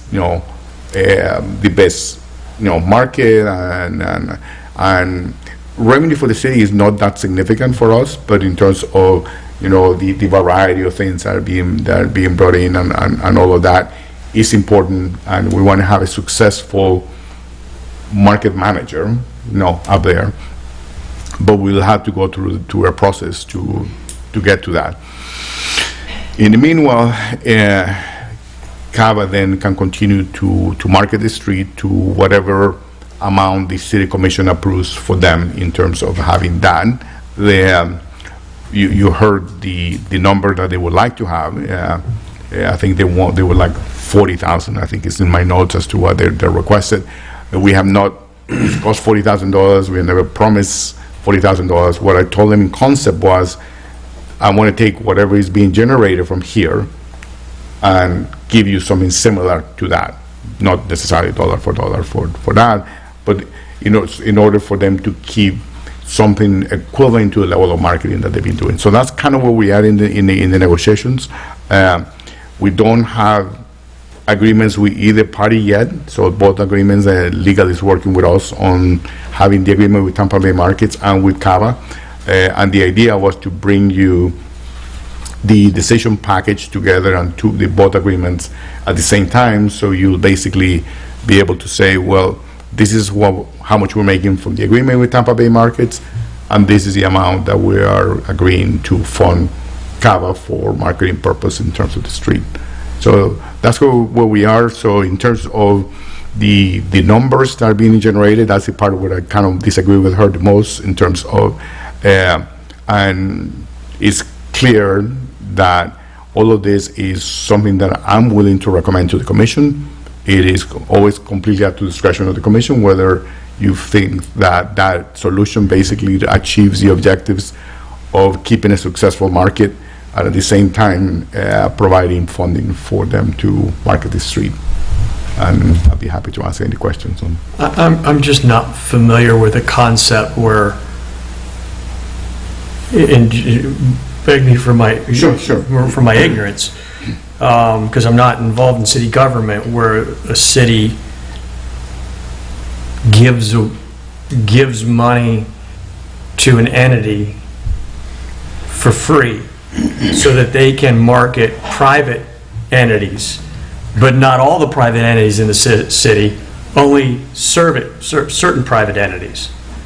So I'm just not familiar with that concept exists. City governments tend to find ways to help these central business districts, downtowns and everything else, and allocate funds for marketing of the downtown area under the concept that a healthy downtown is a healthy core, is a healthy heart for the city.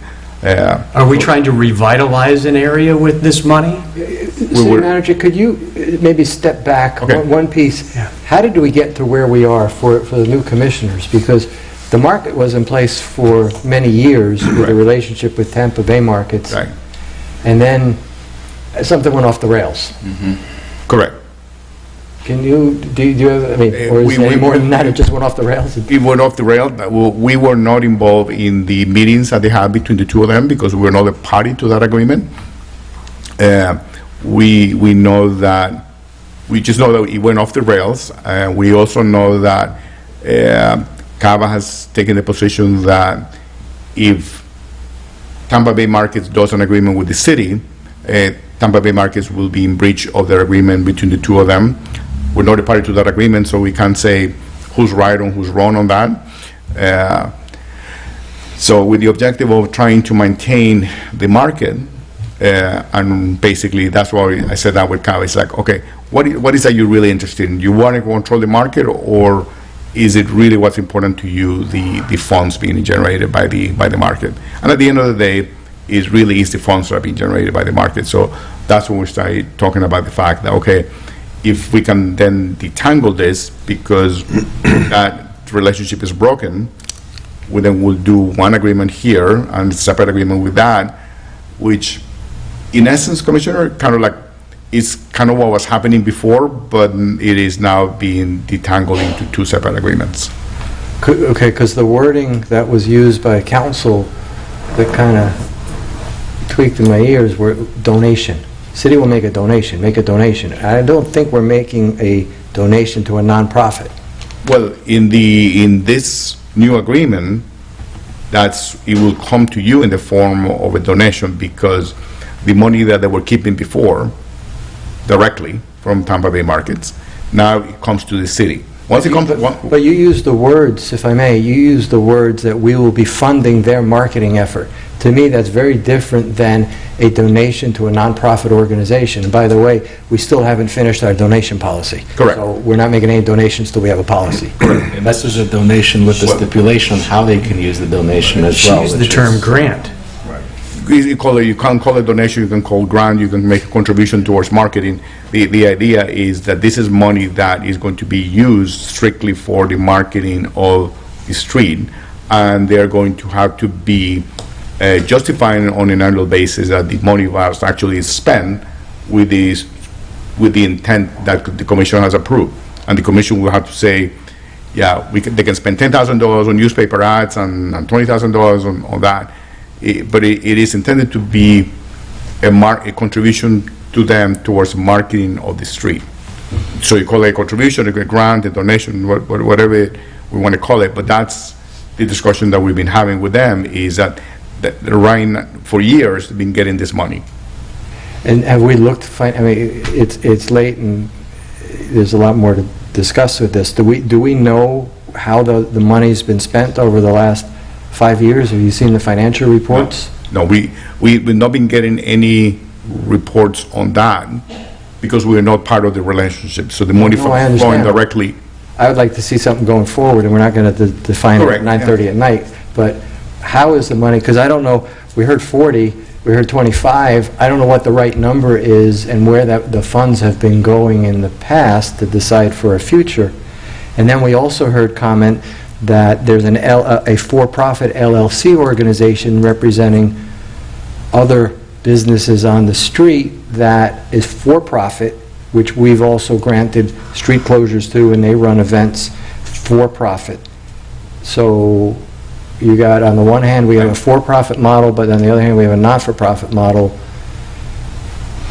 If we can take another step back and just to understand this,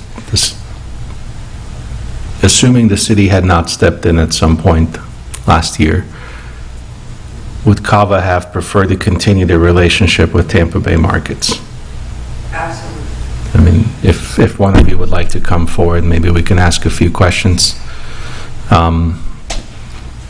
So if they hadn't finished their negotiations, and as I understand it, the contract was up in May of last year, what would have happened at that point? There's a possibility we Two could have things, lost the right. market. So if they would have completed negotiations with Tampa Bay Markets, we wouldn't be in this discussion. Right? We only hear because that failed at some point. And we would have continued to then approve the closing, and CAVA would have received the monies directly from Tampa Bay Markets. Okay. So as it stands right now, if CAVA could, they would enter an agreement with Tampa Bay Markets, and that's it. Well, in fact, we tried. CAVA began trying to negotiate Mind with just Tampa. stating your name for the record? I'm sorry, my name is Vincent Hunter. I am a member of CAVA. I own Coastal Cottage. And thank you for giving me a chance to speak. We did try, in fact, going back to maybe as far back as November of 2021 to negotiate with Tampa Bay Markets. Now, if I can interject, I'm not sure I completely agree with the city manager to say that the city had not gotten themselves involved. This is really, the waters get really muddy when, back in COVID, the city went to TBM, and I don't believe, not the cop, correct? TBM, about the city summer market?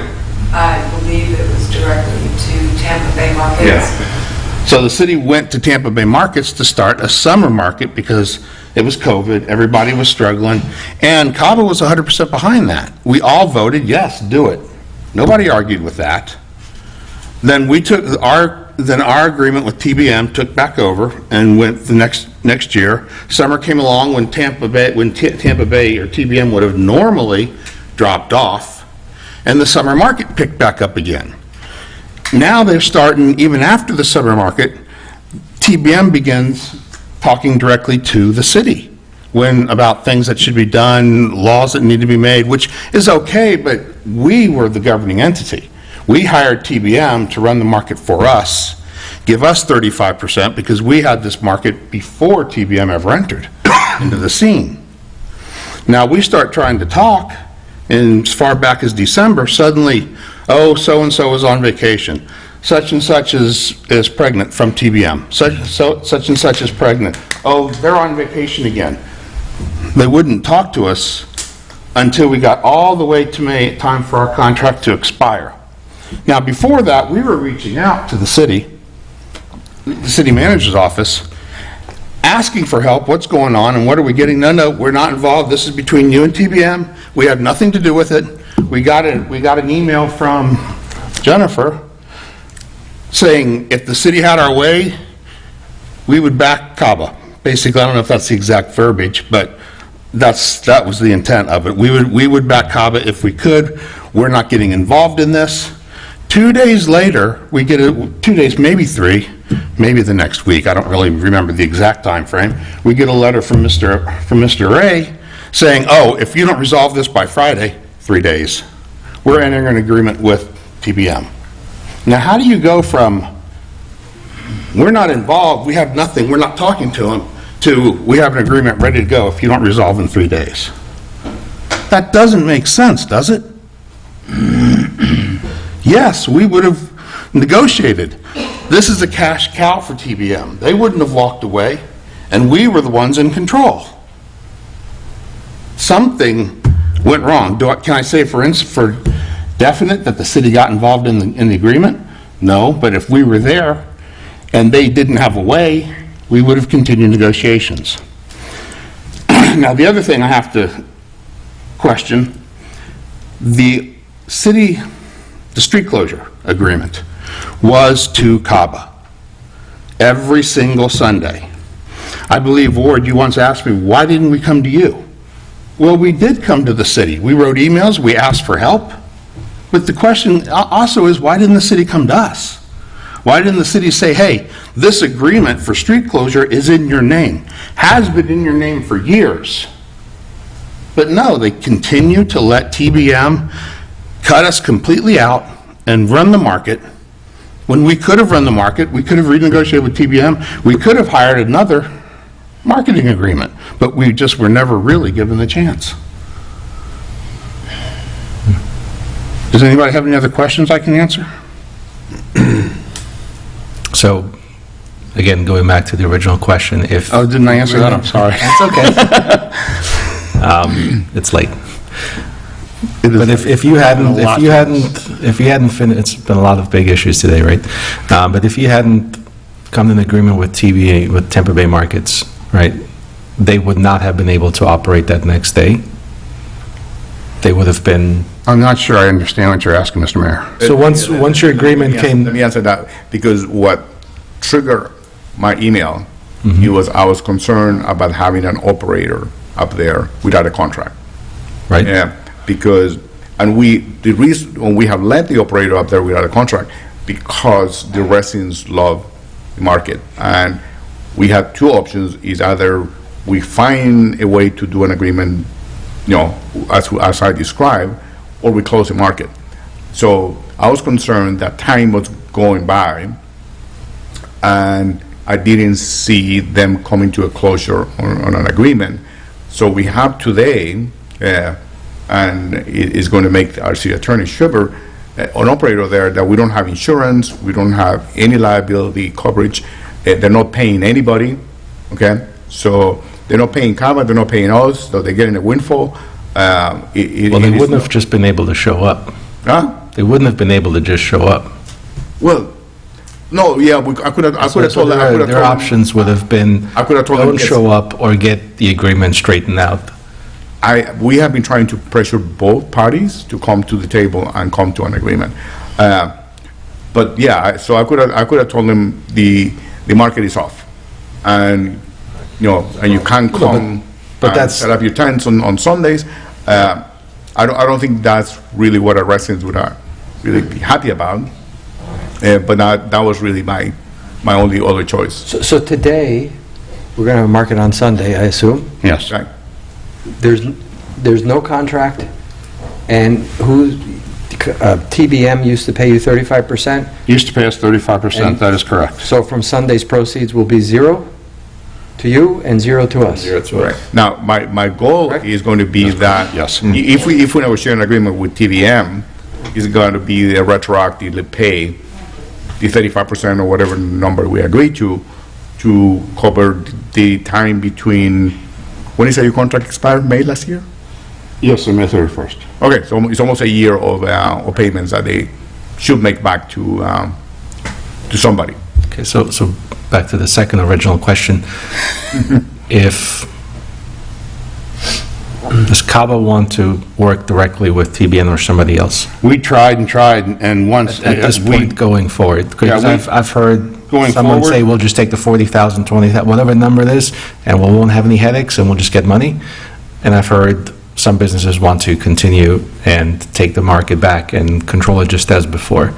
What is the association's position right now? I know you have a new president and everything. I think what you're asking is you're asking me to speak for an entire association who already thought, well, going forward with TBM is just never going to happen, it's not possible. So now we voted to say yes to the offer that Mr. Ray offered to us, which was to help us with, which we talked about this morning.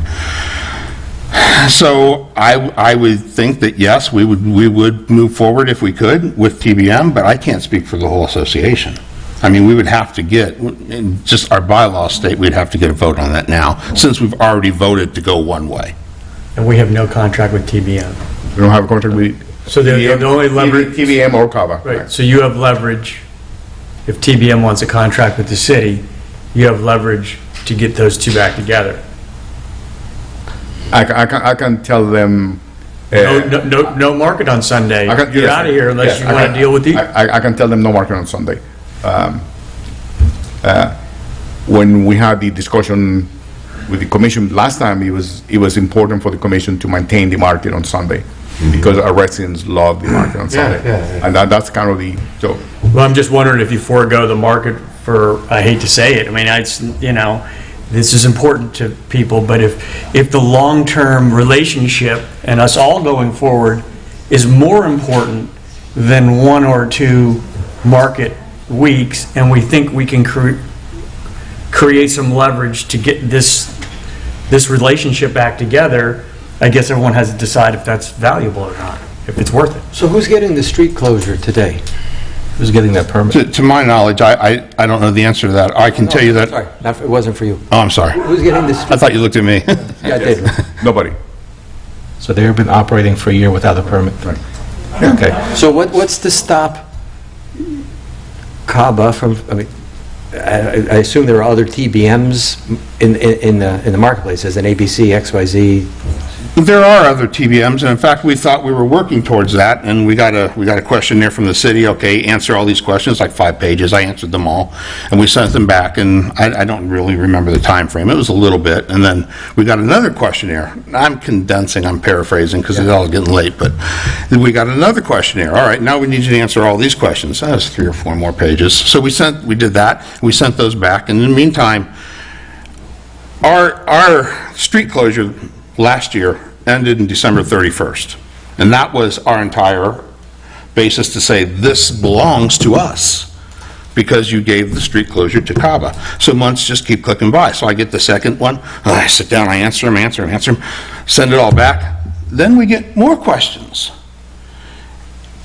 It just really seemed like we were being led down, boom, boom, boom, boom, boom, just taking up time, drawing up time. And I don't know, I can't say for a fact that's what was happening. Certainly that wasn't what was going on. Certainly that's not what the city was doing, but it did seem that way, because we just kept answering and answering and answering and answering, but never got the approval, so. And we really have a lot better things to do than having to be in between these 2 entities. So, I mean, that was my next question. That would have been the status quo would have been the easiest path for us, right? Right, because what are we doing in the middle of this? So why can't... Let me just be clear about this, but it is, Alex is right, though, like, economic development is a valid public purpose under Chapter 166, which is your municipal powers, which is different for county powers under 125. So it's a real thing. Like, municipalities can get involved in what's seen as economic development. So this is sort of a no good deed goes unpunished, and Alex is operating, and we are too, under the assumption that don't let this lapse. It's so beloved that we don't want this event to go away. And so I think everyone's struggling in good faith, I think, to try to make this work. But if it's something, I mean, I don't think we want to be in the middle of it. I mean, it's not, we didn't beg, we didn't go looking for this. We also don't want folks operating on our streets without a permit and insurance. Absolutely not. So could, in my simple mind, couldn't CABA just go out to bid, find another market operator? We could, and we were willing. Go back to the old model? I'm sorry. No, we could, and we were willing to do that, and we were heading towards that. But the fact of the matter is, we really weren't given the opportunity. I think right now the challenge is that nobody might talk to them knowing that there's a bigger entity behind them that's willing to talk to them. Right, so if we as a city are willing to talk to vendors, they're not going to talk to CABA, because why should they talk to them? Because they can just talk to us directly, get their permits, and not... Right. Why is TBM going to give us 35%, or they can get the street for 300? What if we just step aside? We just say we're at it. That's exactly it. But then there will be no market, because there'll be no insurance and there'll be no permit. Well, right, because TBM would walk away. Well, the only way to walk away because they're making a cash cow. The only way to keep it going is saying that they don't get a permit unless and we don't care what the deal is, they go do a deal with these guys. Not only do they not get a permit, but, I mean, right now they're operating without a permit. But they can't operate. Which means code enforcement would need to be there and say, you cannot set up until you have a permit. I mean, what liability issues does this create for us, them operating for the last year without a permit? Well, we just need to be careful when if they call our bluff and then we have no market. And isn't there a way to force their hand without possibly missing out on having a market? I mean, can we just tell these people that you can't do this? I mean, as of this weekend, you can do it for 2 more weekends, but you can't do it the next weekend unless you come to an agreement with somebody, whether it's CABA or whoever it is. Or CABA finds another vendor. I mean, we could, And then once you find another vendor, sign them up, TBN, you're out. You know, then you take the chance, though. I mean, people do love Tampa Bay markets, just the way they do. I don't know if you could get that same product. You know, there are, Vendors aren't exclusive to Tampa Bay markets. They sign up with many different markets. that is true, and they do sign up week by week, so none of them signed an agreement or a contract with any of them. So it's, and most of them, can I say every single one of them would stay here? No, I can't say that. But I do really believe that the majority of them will stay here because they like the venue. They like St. Pete Beach, and they do well here. I would agree. You know, We're a nice place. it's a wonderful place. That's why we're all here. And we get a lot of residents to attend. I mean, Yeah. All right. could we suspend talks with Tampa Bay Market and give them until July 1st, so that's 30-plus days? You guys figure it out, have your vote first, make sure that that's what you actually want, Okay. right? Yeah, because I can't, I'm throwing since out- we've already voted for one, I cannot speak and say. Yeah, I you mean, know, that would be against. that's why the first question was, do you guys even want to do this? Right. I believe that we probably could get the vote to go forward if we knew that the city was behind us, you know. You haven't asked, I mean, this is a loaded question. How long then does it take to find another company to run the market? The last time, I was originally the one that hired Tampa Bay Markets, and we vetted 3 different other companies, and the market manager we had prior to that, we vetted several as well. So they're out there.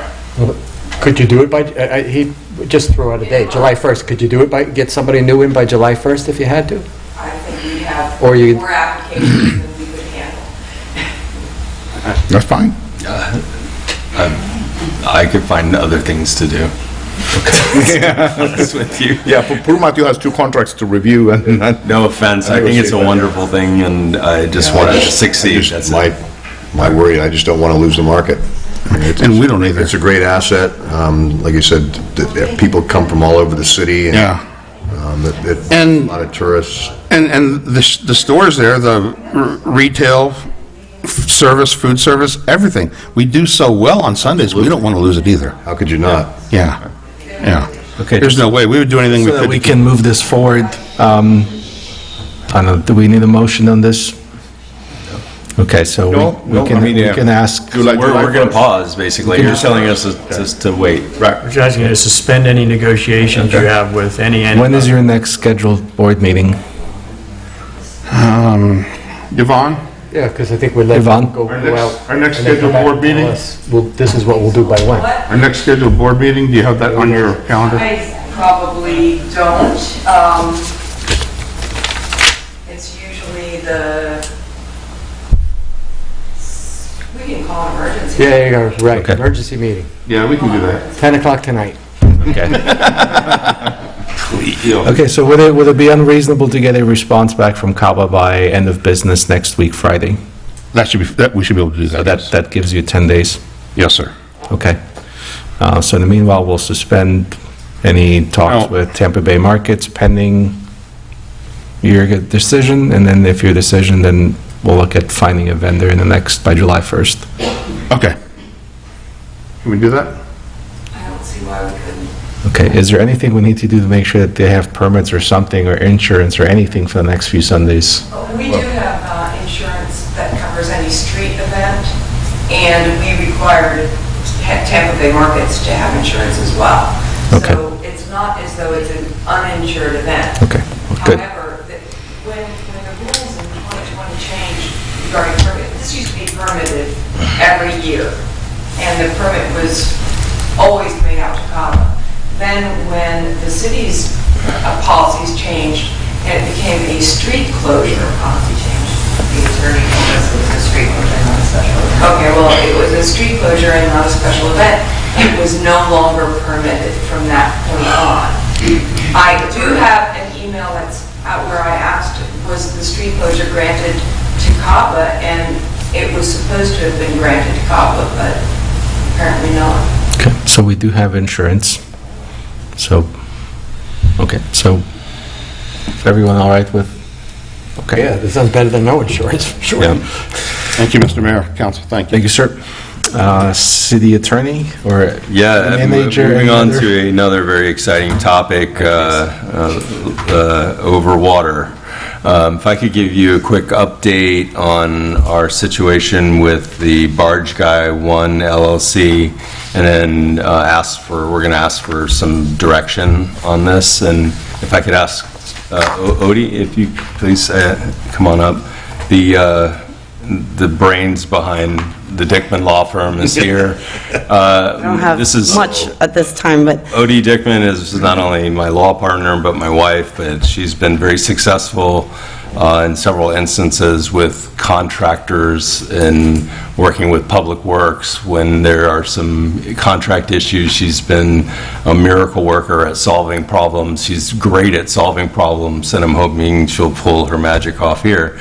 Just real quickly, what we do know is, you know, that we've reached out to the vendor, asked them to communicate through the city attorney's office.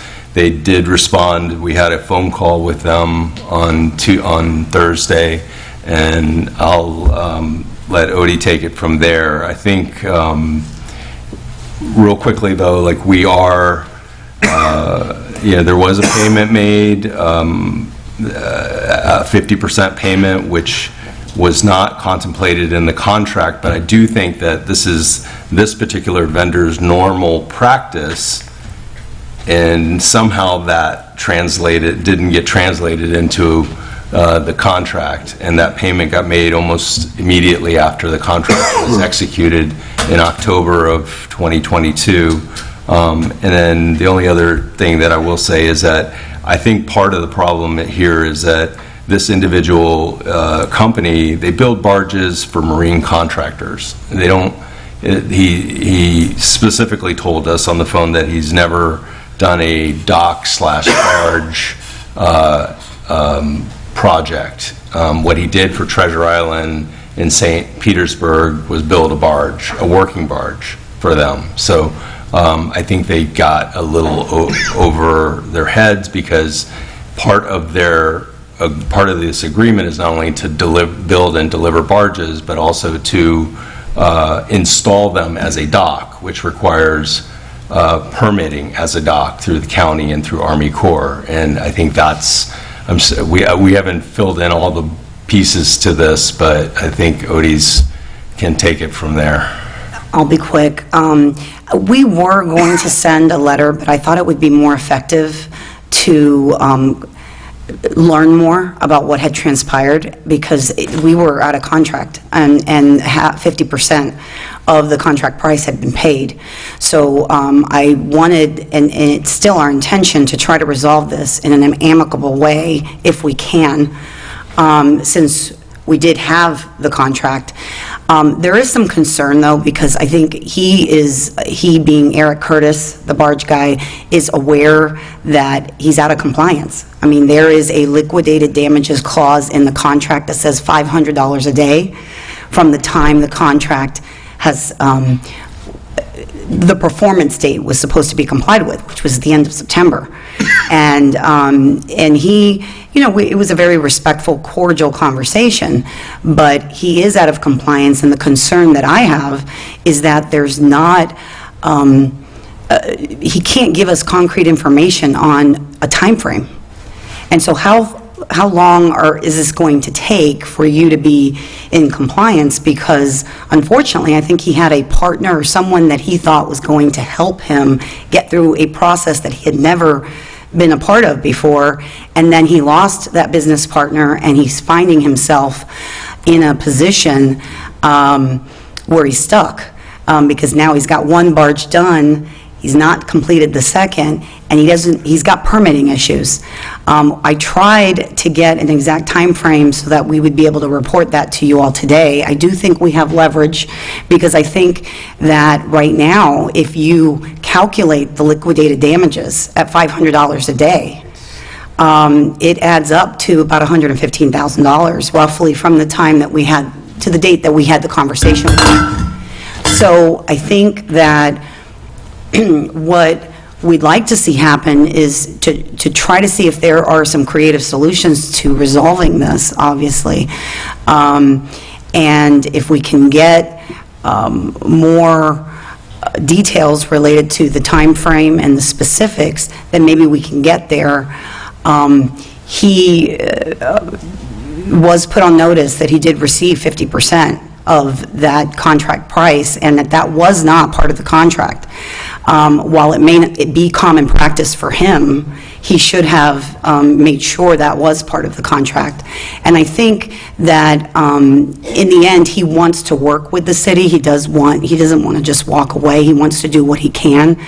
And we may be able to, maybe even with the assistance of Public Works, come up with some solutions at trying to resolve this. But we most certainly wanted to keep you all updated.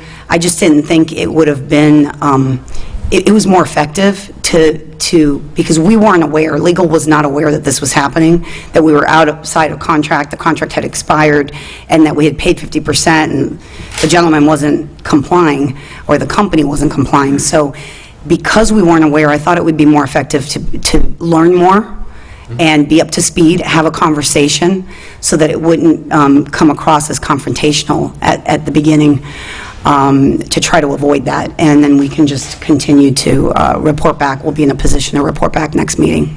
Yeah, and I guess really what we do need to know is, again, this is one of those things that just, okay, we're going to sue you, and, I'm not so sure that that's going to be super productive, because I still see this as a good idea, even though this isn't something this guy does all the time, because it's a dock/barge situation. I don't have any reason to think that it's a bad idea.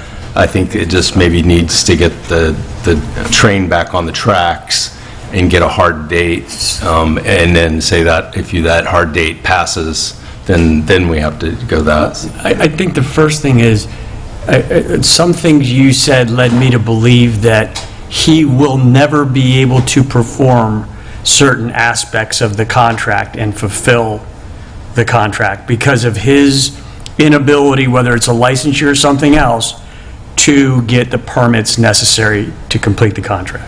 I stated that there were permitting issues, and I tried to get a concrete answer on whether or not that was going to be a permitting issue, and he's of the opinion that there are solutions to the issues that he has, and that he was going to provide us with more information before this evening. What he provided us with wasn't enough, but I do think that there may be ways to approach it where we can get what he's maybe put together, discount the price, and then outsource maybe some of what he was going to do with possibly another vendor. So there are some solutions here and some ideas that he didn't come up with, but that I'm thinking about as far as resolution. But at the time, right now, he's out of compliance. So he pivoted basically and went to Gulf and Bay Dock Works LLC, where he had someone in-house, I think, when he bid on this contract, and he thought he could get it through, and that fell through, and somewhere in there he pivoted and went with this other company. We recently received an email, Jennifer provided it to me, it was from that company to Jennifer, and it looked almost like it was like a proposal to the city, and I immediately sent it to the barge guy and said, this is on you, this is in your contract. So I think without revealing too much of how we want to go about doing this, and we just want to make sure that you guys are still on board with having this facility in place, because So Otherwise- Before we're coming up on our deadline, do we want to have a motion to extend this conversation for 5-10 minutes, or do we want to? I think we should finish it off. Yeah. Okay. I'd say just So, 10, 15 to... Based on your recommendation was you'll come back next commission meeting with more information? Yeah, I'd like to keep you, I think we can, I'm confident, I mean, I've seen, Odie's a licensed mediator, she's settled hundreds of cases, so she knows how to handle these issues. I'd like to have an attempt to try to rectify the situation. I think, Excuse me, but I I need a think... motion and a second to extend the time, and I need a specific time that you want to extend it to. That way, if we go past that, I will need another motion. So I make a motion to extend this commission meeting till 10:15 PM. Second. Roll call, please. Commissioner Morone? Yes. Commissioner Geralt? Yes. Vice Mayor Grill? Yes. Commissioner Rosales? Yes. Mayor Ventrell? Yes. Motion carries. So we have one barge completed, correct? Yes. But not permitted, so we can't do anything with it. There's not much that, yeah, and he hasn't given us more detail because we just had this conversation with him, so we don't have any more information, specifics on the exact permitting issues, because it looks like he brought Gulf and Bay in just recently, within like a couple months ago. So I think we need to really nail down the timeframe.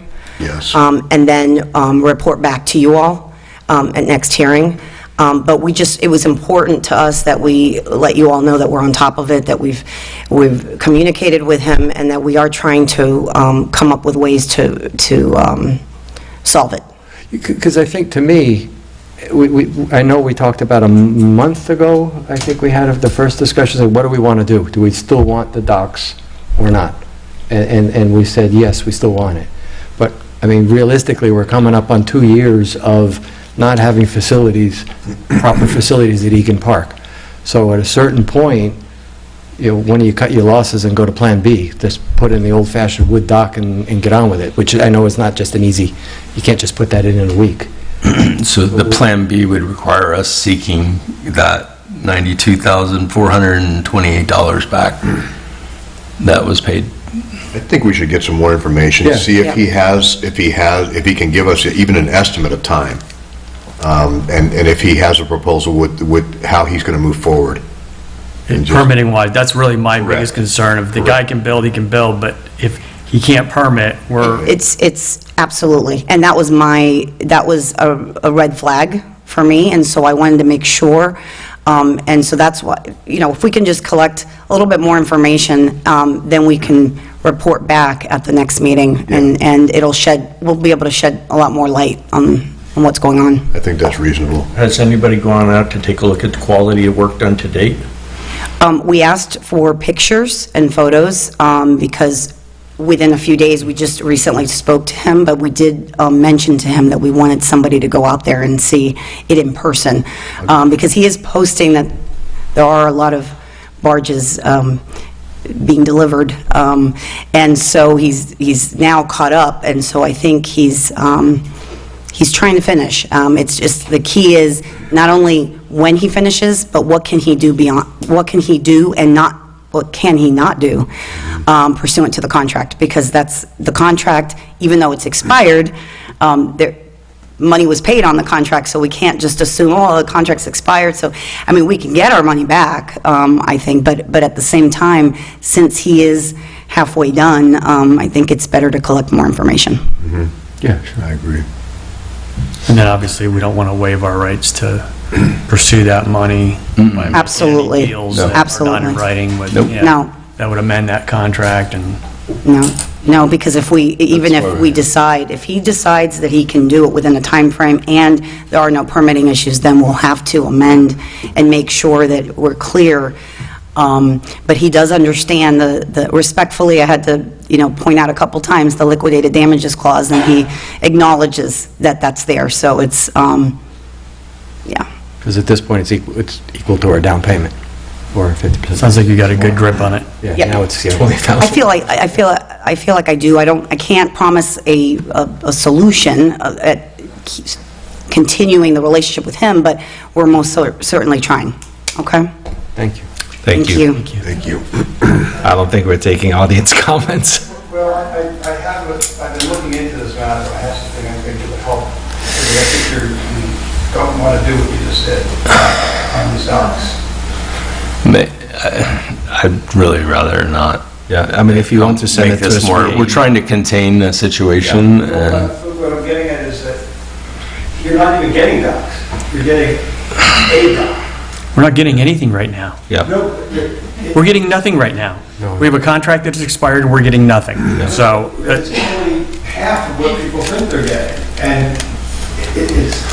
But we're not making decisions on this today, so if you don't mind sending it to us in an email, and then we'll have that ready for the next commission meeting, where we'll have a presentation, having talked to the vendor some more. And then if that isn't what the contract was for, whether it's barges, docks, or whatever, it was in the contract. There's only one barge will ever move, because it's going to be Yep. one of the barges. It's not what keeps getting described. I'd be happy to talk with you offline, so you can feed me your information, that might help us with our work. That would be really helpful, thank you. We appreciate it. Thanks, Sean. Commissioner Moran? I met with the sheriff yesterday and went over some issues that were not, a lot of them germane to my district, which one specifically was not aware of that he's going to address, and that is patrolling the beach from 9th Avenue South, where there is no access to any vehicles because of a water line. We had discussions, extensive discussions about our increased homeless population and what efforts he's making and his deputies are making to politely keep these folks moving, maintain, making sure they're not panhandling, trespassing, sleeping on the beach, what have you. He's very, very aware of the issue. He offered to come to a town hall, a District 4 town hall that we were trying to set up to discuss residents' concerns about issuing of citations versus giving warnings. He has a bevy of statistics. I was very, very surprised and impressed about the statistical information he has as it relates to code enforcement and as it relates to monitoring speeds on Pascagoula Way especially, which we were discussing mainly. What else did I talk to him about? I told him about what I believe to be a need for visibility, law enforcement visibility, especially in the Pascagoula area during the weekends, when after 11 o'clock it's very difficult for vehicles to get in and out, that if he posts up even an empty vehicle, it creates some visibility that kind of keeps, it's a deterrent for a lot of behavior that we don't appreciate. So I had that discussion with him. We are working with the city manager and the city on a solution to clean up the dog beach. We have equipment issues to get it over onto that dog beach to clean it up. We're working on issues of parking enforcement, which is a challenge every weekend. We expect to have a very robust Memorial Day weekend. So, and I'm sure we'll have it all over the city. Hopefully it's safe for everybody, and I'm looking forward to setting the District 4 Town Hall. Okay. Commissioner Fianchy? Have a happy and safe Memorial Day weekend. Thank you. Commissioner Grill? Very quickly, we're hosting I think it's the Big C meeting here in Chambers on the 31st. That's the mayor's meeting up and down the beach. It's open to the public. That's the 31st here at 9 a.m. We'll be laying a wreath and participating at the American Legion Post 305 on Monday morning to honor our veterans in a ceremony there. And as was mentioned, the Perma Drive new paving is going in on Bay Street to help with the water pooling situation, and 64th Avenue construction, the western portion is planned to end soon, and sort of starting to break down some of the equipment, so that's going well. So that's all I have. Thank you. Commissioner Grouse? Just everybody have a safe and happy Memorial Day, and if you know a veteran, say thank you. All right, thank you, everyone. We are adjourned.